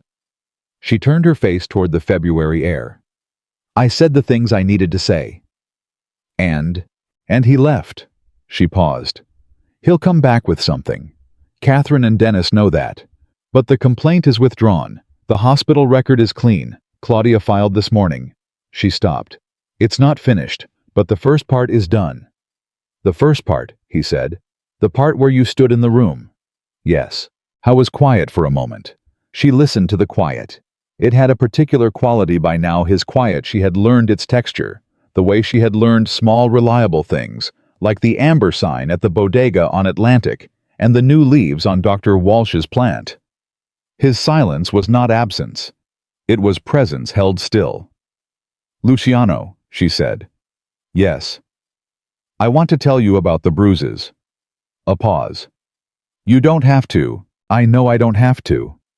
She looked at the cold sky. "That's why I want to. Because the things I do from choice feel different now from the things I do from obligation. I'm still learning to tell them apart, but this one I can tell." She heard him breathe. "Okay," he said. "Tell me," she told him.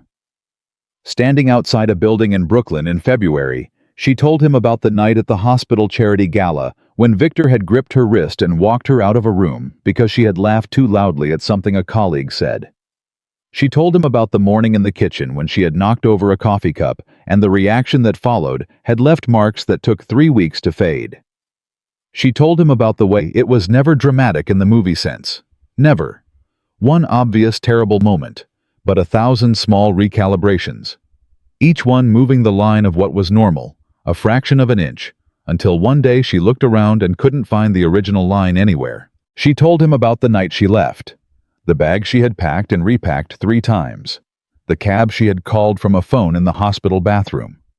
The moment the cab door closed and the city moved around her, and she had sat in the back seat absolutely convinced that she had done something that was not permitted. "I sat in that cab," she said, "and I actually thought that I had done something wrong.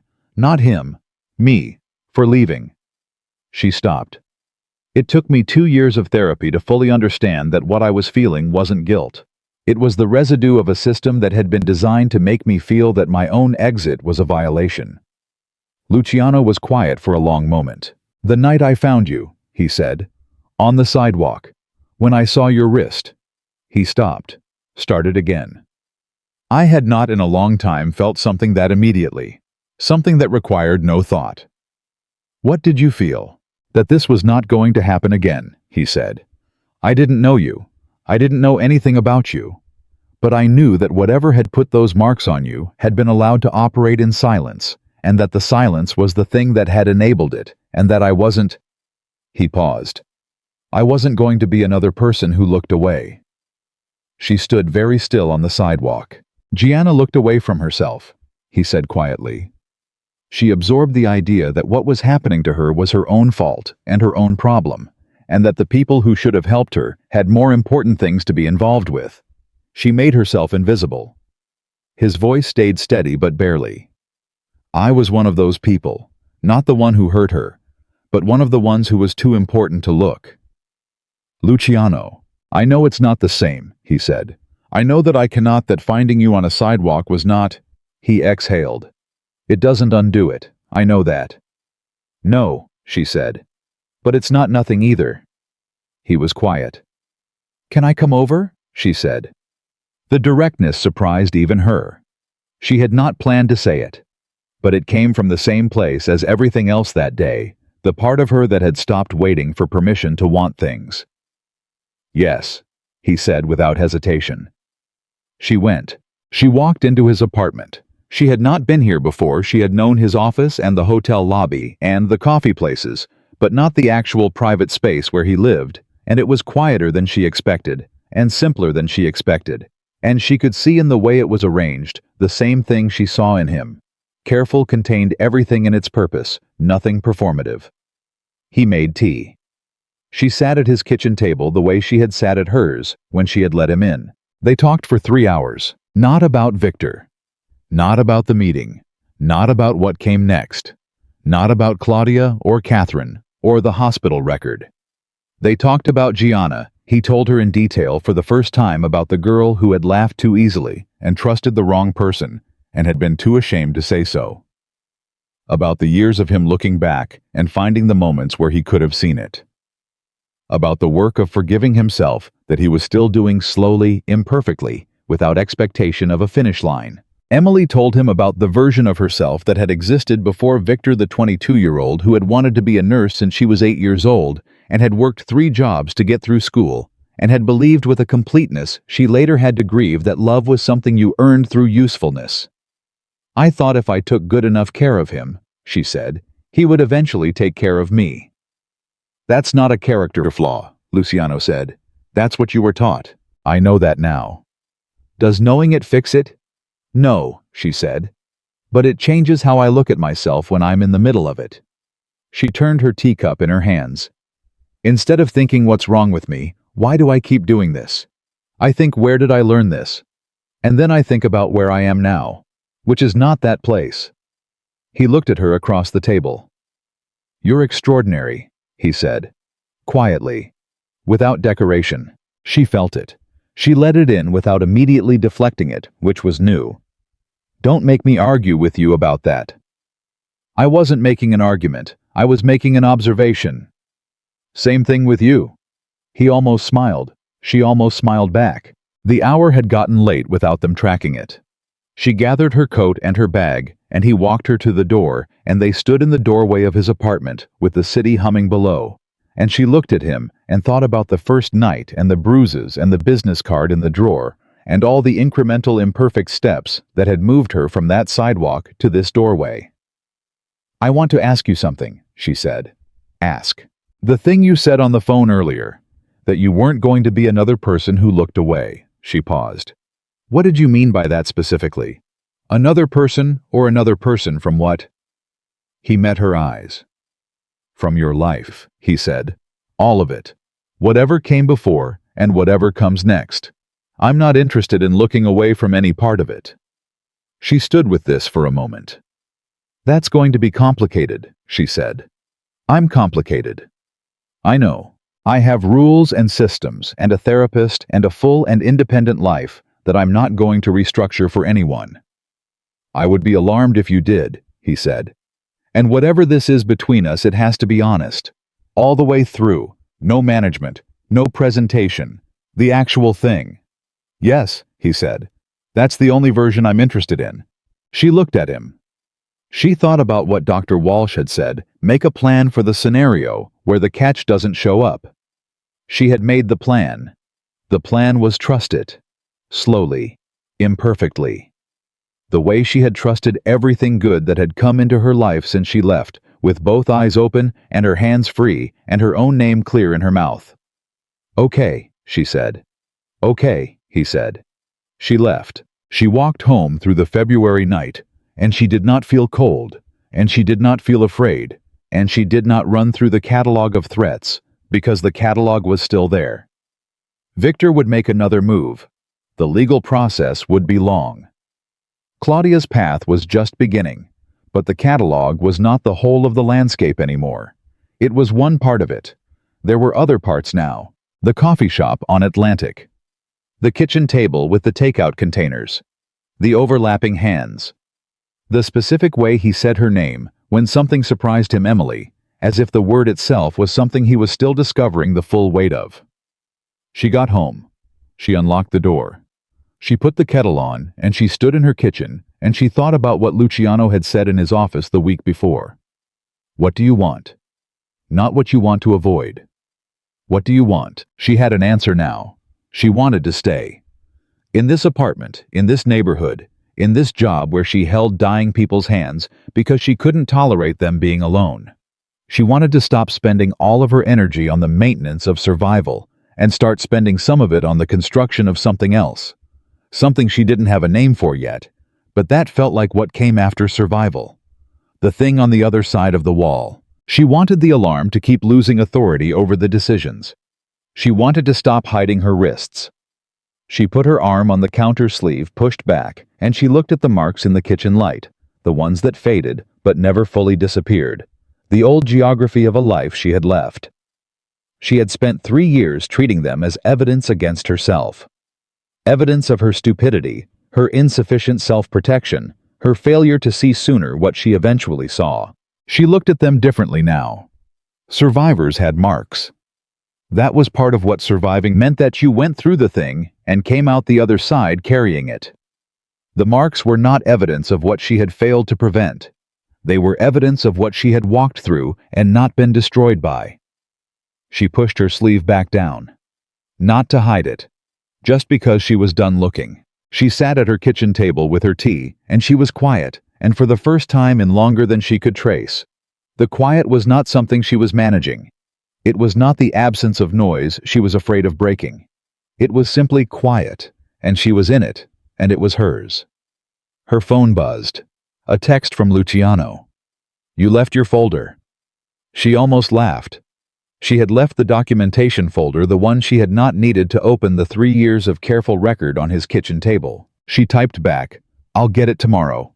He replied, "I'll keep it safe." She put the phone face down on the table. Outside, the city moved through its night, as it always had, indifferent and continuous. And inside the apartment on Sackett Street, a woman who had once collapsed on a February sidewalk and thought, "Don't make a scene," sat in the kitchen light with her hands open on the table. Not guarding anything, not hiding, not running. Just present. Just here. Just herself entirely, with no one's permission required. And that, she understood now, was not the ending of the story. It was the beginning of the only version of it that had ever actually been hers. The foundation opened on a Thursday. Emily had chosen Thursday deliberately, the same day she saw Dr. Walsh, because she believed in the logic of closing circles, in letting the day that had held her healing also hold her beginning. Dr. Walsh had said when Emily told her this, "That's not superstition, that's meaning-making. There's a difference." Emily had written it down the way she still wrote down the things that mattered in the same small notebook she had carried for 2 years. The one with the blue cover that was soft at the corners from handling. The foundation had no grand name. They had debated this, Emily and Luciano, sitting at the Sackett Street kitchen table over takeout containers. The same table where so much of the last year had been decided, and she had landed on something simple. Safe ground. 2 words. Because that was the thing she had needed most and had not had. Not rescue. Not intervention. Not someone to fight her battles.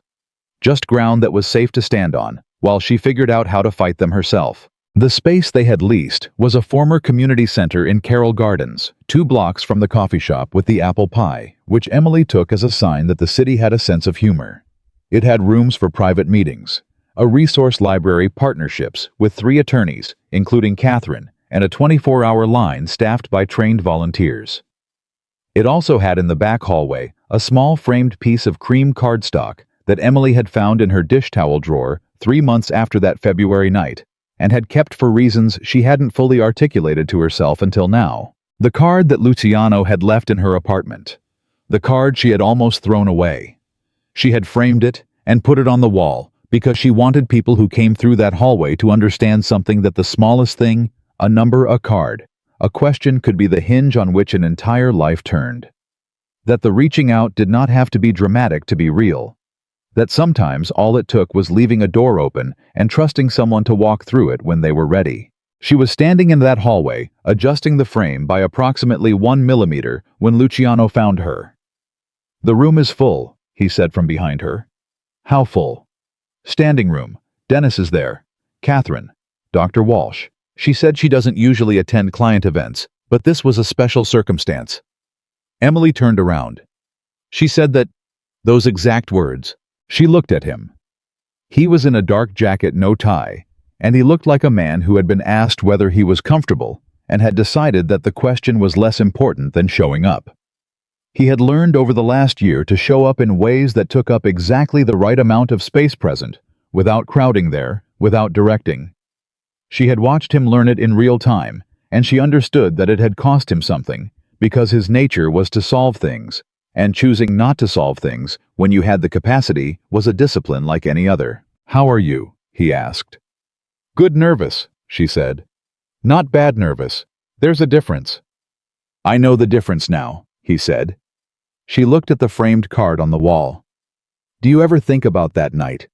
"Often," he said. "What do you think about?" He considered the question, the way he considered all questions that mattered without rushing it. "I think about the sleeve," he said. "The way you pulled it down. And the way you looked at me right after waiting for the thing that was going to happen next. Waiting for the judgment or the pity or the demand for explanation. And you didn't give me any of those things. I wasn't going to be another person who made you explain yourself before deciding you were worth decency." He paused. "I thought about Gianna. I thought if one person had done this for her, just this, just not made her prove her pain before they helped, maybe she would have talked." Emily was quiet.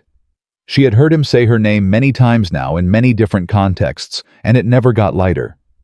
She didn't think it was supposed to. She would have been proud of this, Emily said. Whatever she was like, I think she would have been proud. He didn't answer for a moment. She could see it move through him, the way certain things still moved through him, surfacing and then settling a tide that had learned its own rhythms. "Yes," he said. "I think so too." She straightened her jacket. "Okay," she said. "I'm ready." "You've been ready," he said. "For a while." She walked down the hallway and into the main room. There were 43 people in the room. She knew this because she counted them the way she counted everything that mattered, the way she had counted seconds in break rooms and days since Victor's last contact and milligrams on medication charts and pieces of a life rebuilt one by one. 43 people. Colleagues, volunteers, the 3 attorneys, 2 social workers from the borough's Family Services Division, a journalist from a Brooklyn paper who had asked to cover the opening and whom Emily had agreed to talk to because she had decided that visibility was no longer her enemy. Mrs. Paulette from upstairs, who was wearing her good earrings and had brought a plant for the windowsill. Sal standing near the door in his usual position, which was to say anywhere that let him see the room without being in the center of it, and Dr. Walsh in the 3rd row, who caught Emily's eye and did the small thing with her chin that meant, "I see you and you're doing well." Emily stood at the front of the room and waited for the noise to settle. When it did, she didn't use notes. She had written something, had revised it 4 times, had read it to Luciano in the kitchen while he ate toast and listened with the full attention he brought to everything she said. She had decided that morning not to use it. Not because she didn't mean every word of it, but because she had spent enough of her life performing the version of herself that she thought others needed to see, and this room deserved the unperformed one. "My name is Emily Carter," she said. "I'm a nurse. I've been a nurse for 8 years, and in that time I have held more hands in emergency situations than I can count, and I have been professionally very good at helping people in crisis, at knowing what they needed, at staying steady so they didn't have to." She paused. "What I was not good at was any of that for myself." The room was quiet in the way that rooms are quiet when people recognize something. "I spent 4 years in a marriage that dismantled me piece by piece, and I want to be honest about how that worked because I think the mechanics are important. It wasn't dramatic most of the time. It wasn't constant and visible and obvious. It was slow. It was the kind of slow that you don't recognize as drowning, because the water rises by degrees, and each degree seems manageable, and by the time the water is over your head, you've been trained to believe you're the problem and not the water." She looked around the room. "I got out. I rebuilt. I did an enormous amount of work on myself, and I am proud of that work. But I want to be honest about something else, which is that the rebuilding was lonely in a way that I chose to make lonelier than it had to be, because I had learned very thoroughly that needing help was a weakness that would be used against me." She stopped. "Safe ground exists because I think the loneliness is the part we don't talk about enough. We talk about leaving. We talk about resources and hotlines and legal pathways. Those things are essential, and this organization will provide all of them. But I also want this to be a place that addresses the specific lie that surviving abuse teaches you, which is that you are safest when you need nothing from anyone. She thought about the drawer next to the dish towels. She thought about the card she had almost thrown away. Someone gave me a reason to reconsider that lie, she said. Not by rescuing me, not by taking over, by simply being present without demanding anything in return. By treating my recovery as something I was capable of doing and offering to stand nearby while I did it. She looked at Luciano briefly, quickly enough to be honest, briefly enough to stay in control of her face. That's what we want to be. The person standing nearby, the open door, the safe ground to stand on while you find your own footing. She was quiet for a moment. If you're in this room because you're in that situation right now, if you are managing a life that someone else is trying to control, I want you to hear this. The fact that you're here is the bravest thing. You don't have to explain yourself before someone helps you. You don't have to have left, or be ready to leave, or have any particular plan. You just have to be willing to take up the smallest amount of space. She touched the edge of this podium lightly. We'll hold the rest. The applause started before she finished the sentence. She stood in it for a moment with her hands at her sides and let herself receive it, not deflect it, not minimize it, not look somewhere else until it stopped. She stood in it and let it be what it was. That was new. She was getting better at new. Afterward, in the controlled chaos of people moving through the space, and Catherine explaining the resource library to a social worker, and Sal eating a piece of apple pie that someone had thought to bring. Emily found Dr. Walsh standing next to the framed card in the back hallway. Dr. Walsh was looking at it with an expression Emily couldn't fully read. I didn't know you'd kept it, Dr. Walsh said when Emily came to stand beside her. I almost didn't. I had it in the drawer for 3 months. What made you frame it? Emily looked at the cream cardstock, the single phone number, the name. I was sorting through the drawer one afternoon, and I picked it up and I thought, this is the exact size of the thing that changed everything. A card. A number. Something a person left in case I decided I needed it. She paused. I wanted people to see that the hinge can be that small. Dr. Walsh was quiet for a moment. Then she said, I want to tell you something, and I want you to hear it as your therapist, and not as someone who is simply being kind. Emily turned to look at her. What you did this last year, Dr. Walsh said. The confrontation with Victor, the legal process, the choice to stand in the room instead of running, that was not inevitable. Many people with your history, with the level of conditioning you came in with, do not find their way to that choice. The fact that you did is the result of sustained, deliberate, courageous work. She held Emily's gaze. I see it clearly. I want you to see it too. Emily felt her throat tighten in the specific way of someone trying to receive something large in a container that was still learning its own capacity. I'm working on that, she said. I know, Dr. Walsh said. I can see you working on it right now. Emily laughed, that unguarded laugh, the one that arrived before she could edit it. Dr. Walsh smiled. They stood together for a moment next to the framed card, and Emily thought about 2 chairs angled slightly apart in a yellow office, and a plant with 3 new leaves, and the specific kind of debt that couldn't be repaid and didn't need to be. Thursday, Emily said. Thursday, Dr. Walsh confirmed. Same time. The moment that stayed with her longest, the one she would return to in the months that followed, the one that became over time, the fixed point. She oriented everything else around happened near the end of the event. She was talking to a volunteer, a young woman named Rosa, who had completed her training 2 weeks earlier and was nervous about the hotline work in the careful, earnest way of someone who took the responsibility seriously.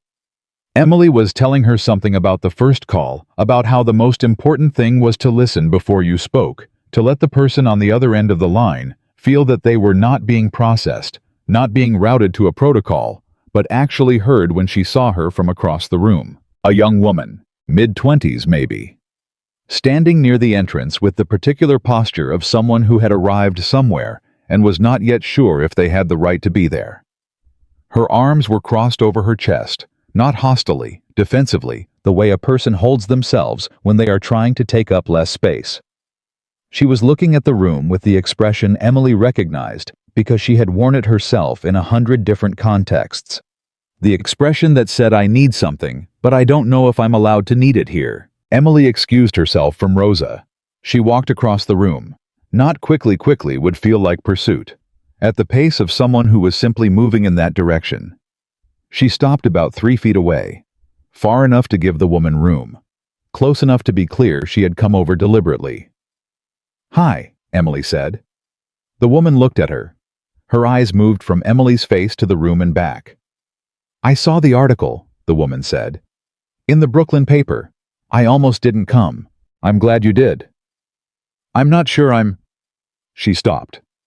"I don't know if my situation is—" She stopped again in the particular way of someone who had been taught that their situation didn't qualify, that their experience of their own life was not sufficient evidence of a problem. Emily recognized every syllable of what was not being said. "Can I ask you something?" Emily said. The woman looked at her warily. "Okay. Are you safe right now?" The woman's face changed. Her arms tightened for a second, then released slightly. Her eyes filled up fast and immediate the way eyes fill when the right question opens the right door. "I don't know," she whispered.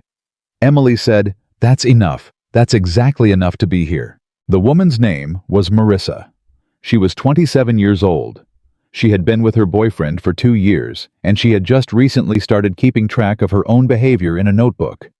What she had said, what she had done, what had led to various responses, because she had begun to suspect that the notebook might be necessary and had no one she trusted enough to tell. Emily sat down with her in the small side room off the main hall. Not the therapy room, just a room with chairs. She did not tell Marissa what to do. She did not tell her she was definitely in danger, or that her boyfriend was definitely this or that kind of person, or that there was a clear linear path out of her current situation. She did not perform the function of knowing better. She listened. She asked questions that were not demands dressed as questions. She made sure Marissa knew what was available, the hotline, the legal resources, the volunteers, the attorneys. She made sure Marissa understood that she did not have to have made a decision or reached a conclusion to access any of it. She made sure Marissa felt that she had arrived somewhere that would still be there next week, and the week after that, the door did not close when the event ended. And at the end, as Marissa was standing to go, steadier. Emily noticed, then when she had walked in, she said, "Thank you for listening. I thought I was going to get, I don't know, advice." "Advice comes later," Emily said. "If you want it. First is just this." Marissa nodded. She took the card that Emily handed her, the safe ground card, cream-colored, because Emily had chosen the color herself and had not thought consciously about why until this moment, and she held it with both hands. Can I call you specifically?" Marissa asked. "You can call the line," Emily said. "Someone who knows exactly how to help will answer. But I'll be around. I'll be here." Marissa left. Emily stood in the small side room for a moment by herself. She thought about a sidewalk in February. She thought about hands catching her before she hit the ground. She thought about the exact moment a sleeve rode up 2 inches, and a man had seen the thing she had been hiding for 3 years and had not asked her to explain it. She thought about the question that had changed her life. "Are you safe?" She had asked it differently tonight. She had shaped it slightly for Marissa had let it come out as, "Are you safe right now?" because the right now made it more immediate, more real, more specific. But it was the same question, the one that mattered most. She walked back out into the main room. Luciano was near the window talking to Catherine about something that was clearly neither legal nor urgent, because Catherine was smiling, which was not an expression she deployed professionally. Sal was still eating pie. Mrs. Paulette was examining the plant she had brought to make sure it had been placed in adequate light. Emily stopped in the middle of the room and looked at the people in it. 43 had become, by the end of the event, something closer to 50. A few people had come in after the opening remarks, including 2 women who had come together and sat in the back near each other, and who Emily had noticed because she noticed that posture, that arrangement. The specific solidarity of 2 people who were going through something they couldn't yet say aloud. She had spoken to them briefly. She had given them cards. She had made sure they knew the door was open. She thought about what Dr. Walsh had said. That the loneliness was the part that needed to be addressed. That the lie was, you are safest when you need nothing. She had said it tonight, and she had believed it when she said it. But standing here now in this room full of people who had shown up for each other and for strangers, she understood it differently than she had at the podium. The lie was also this, that what you survived made you smaller. It didn't. What she had survived had taught her every single thing she needed to know, to stand in a side room and listen to Marissa without flinching. Had taught her to recognize the posture of someone taking up less space than they deserved. Had taught her the specific weight of a question asked without agenda. Had taught her that the smallest gesture, a card, a hand, a question, a door left open, could be the thing that changes the entire trajectory. She had not been broken by what happened to her. She had been made by it into exactly the person who needed to be standing in this room tonight. Luciano was beside her. She hadn't heard him cross the room, but she was aware of him, the way she was always aware of him now, not as a point of anxiety, but as a point of reference, the way you were aware of something solid in your peripheral vision. "She okay?" he asked. He meant Marissa. "She's starting to be," Emily said. He nodded. They stood together in the room for a moment, not needing to fill it. "I want to tell you something," he said. She looked at him. "When you walked into that hotel lobby a year ago," he said, "you were barely holding on, and I thought, here is someone who has learned to survive by holding everything herself. I recognized it because I had spent 20 years doing the same thing, building walls and calling them architecture." He paused.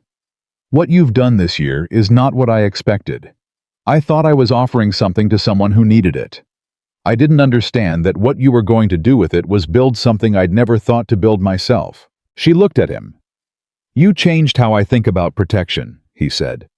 "I used to think it meant removing threats.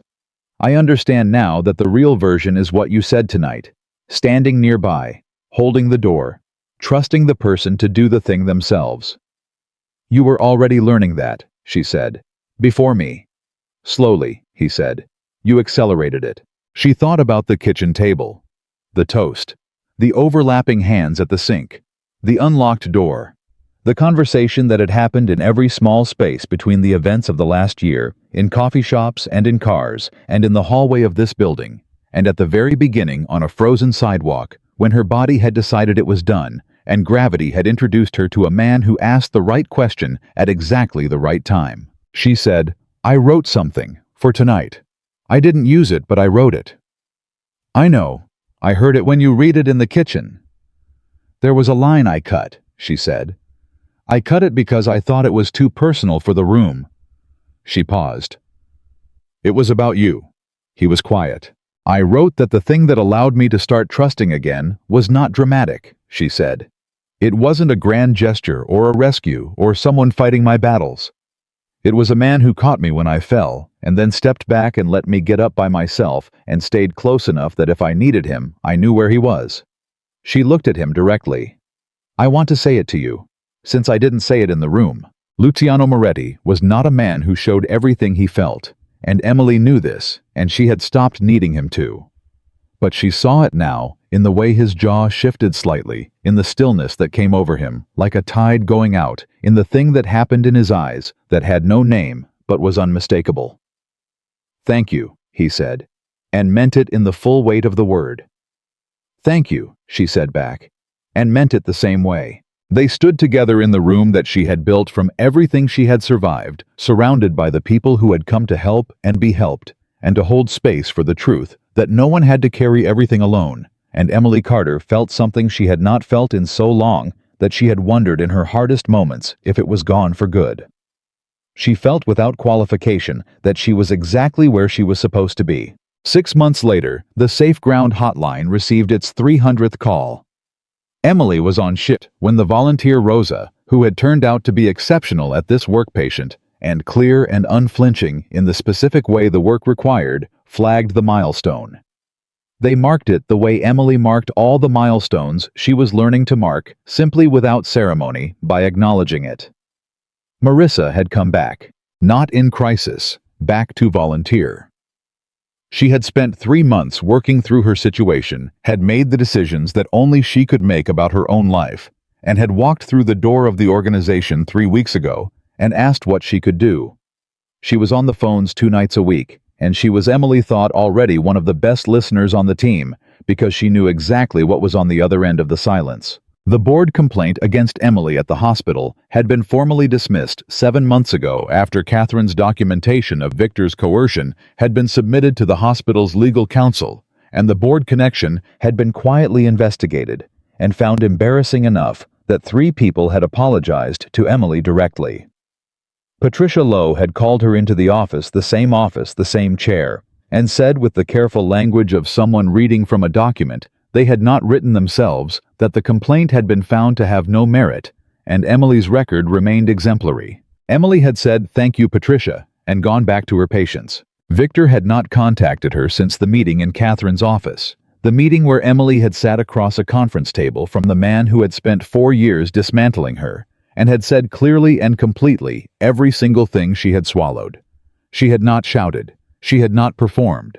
She had simply spoken the record of her own experience as if it was exactly what it was, the truth and hers, and no longer subject to his editing. Victor had looked at her across the table with an expression she had never seen on his face before. He had looked at her as if she was someone he did not recognize. Good, she had thought. She wasn't. Claudia had left Connecticut in the spring. She had her own attorney, now her own apartment, and her own timeline that was entirely her own. She and Emily had met once for coffee, and had spent most of it in a comfortable and mutual silence that said everything the words around it didn't need to. They were not friends yet, but they were something, the specific solidarity of 2 people who had made it out of the same building by different routes. On a Tuesday in late November, Emily was leaving a long shift when she saw a woman sitting on the hospital steps. She almost walked past her. The shift had been 14 hours, and her feet were doing the thing they did after 14 hours, and the cold had come back in that February way, specific and unpleasant.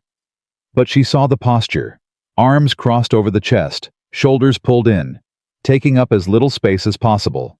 She stopped. She sat down on the step next to the woman. Not too close. Close enough. The woman was young, early 30s maybe. She had dried tear tracks on her face, and she was staring straight ahead with the expression of someone who had been somewhere very dark and had not yet fully come back to the surface. Emily said nothing for a moment. Let her presence settle. Then she asked, "Are you safe right now?"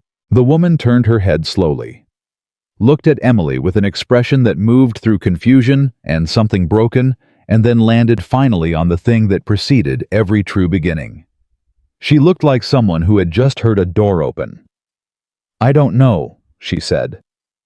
Emily reached into her coat pocket. She had started carrying the safe ground cards there instead of in her bag because she had learned that bags required fishing, and moments like this one did not wait for fishing. She held the card out. "That's enough," Emily said. "That's exactly enough." The woman took the card with both hands, the way Marissa had, the way people took things they were afraid they were allowed to want. She looked at it. Then she looked at Emily. "What is this?" she asked. "It's a door," Emily said. "It stays open. You walk through it when you're ready." She sat with the woman until she was steady enough to stand. She waited while she called a number, not the safe ground number, but someone in her life, some person she trusted enough to call, which was a good sign, which was a beginning. She watched the woman walk to a car that arrived and was driven by someone who held the door open from the outside. Then she stood. The cold settled around her, familiar and direct, the same February architecture it had always been. But she stood in it differently now, not hunching against it, not managing it, not simply enduring. She breathed it in. She thought about everything that had happened on a sidewalk 1 year ago, and everything that had grown from it. The kitchen table, the coffee shop, the conference room, the yellow-walled office, the foundation with the framed card in the back hallway. Marissa on the phones, Claudia in her apartment, the 300th call, the 51st person to walk through the door tonight. She thought about Luciano, who was not here, but who was in her life in the particular way that things were when they had been built slowly and honestly, and had proven over time that they could hold weight. She thought about Gianna, whose name she said sometimes in her own heart. The way you said the name of someone you never met, but felt you owed something to, a continuation, a small correction, a door held open in the direction they couldn't go. She thought about the bruises on her wrist that had faded now almost completely, the ones that had been seen by a stranger on a February night and had changed the direction of everything that came after. She thought about all of it, and she felt clearly, and without reservation, the weight and the worth of the life she was living. The woman who had collapsed alone on a sidewalk had become the person who stopped when others collapsed. The bruises that had once been proof of what she had suffered had become proof of what she had survived. And the strongest thing about Emily Carter was not that she had never fallen. It was that she had finally, completely without apology or condition, believed she deserved someone to catch her. And then she had become that someone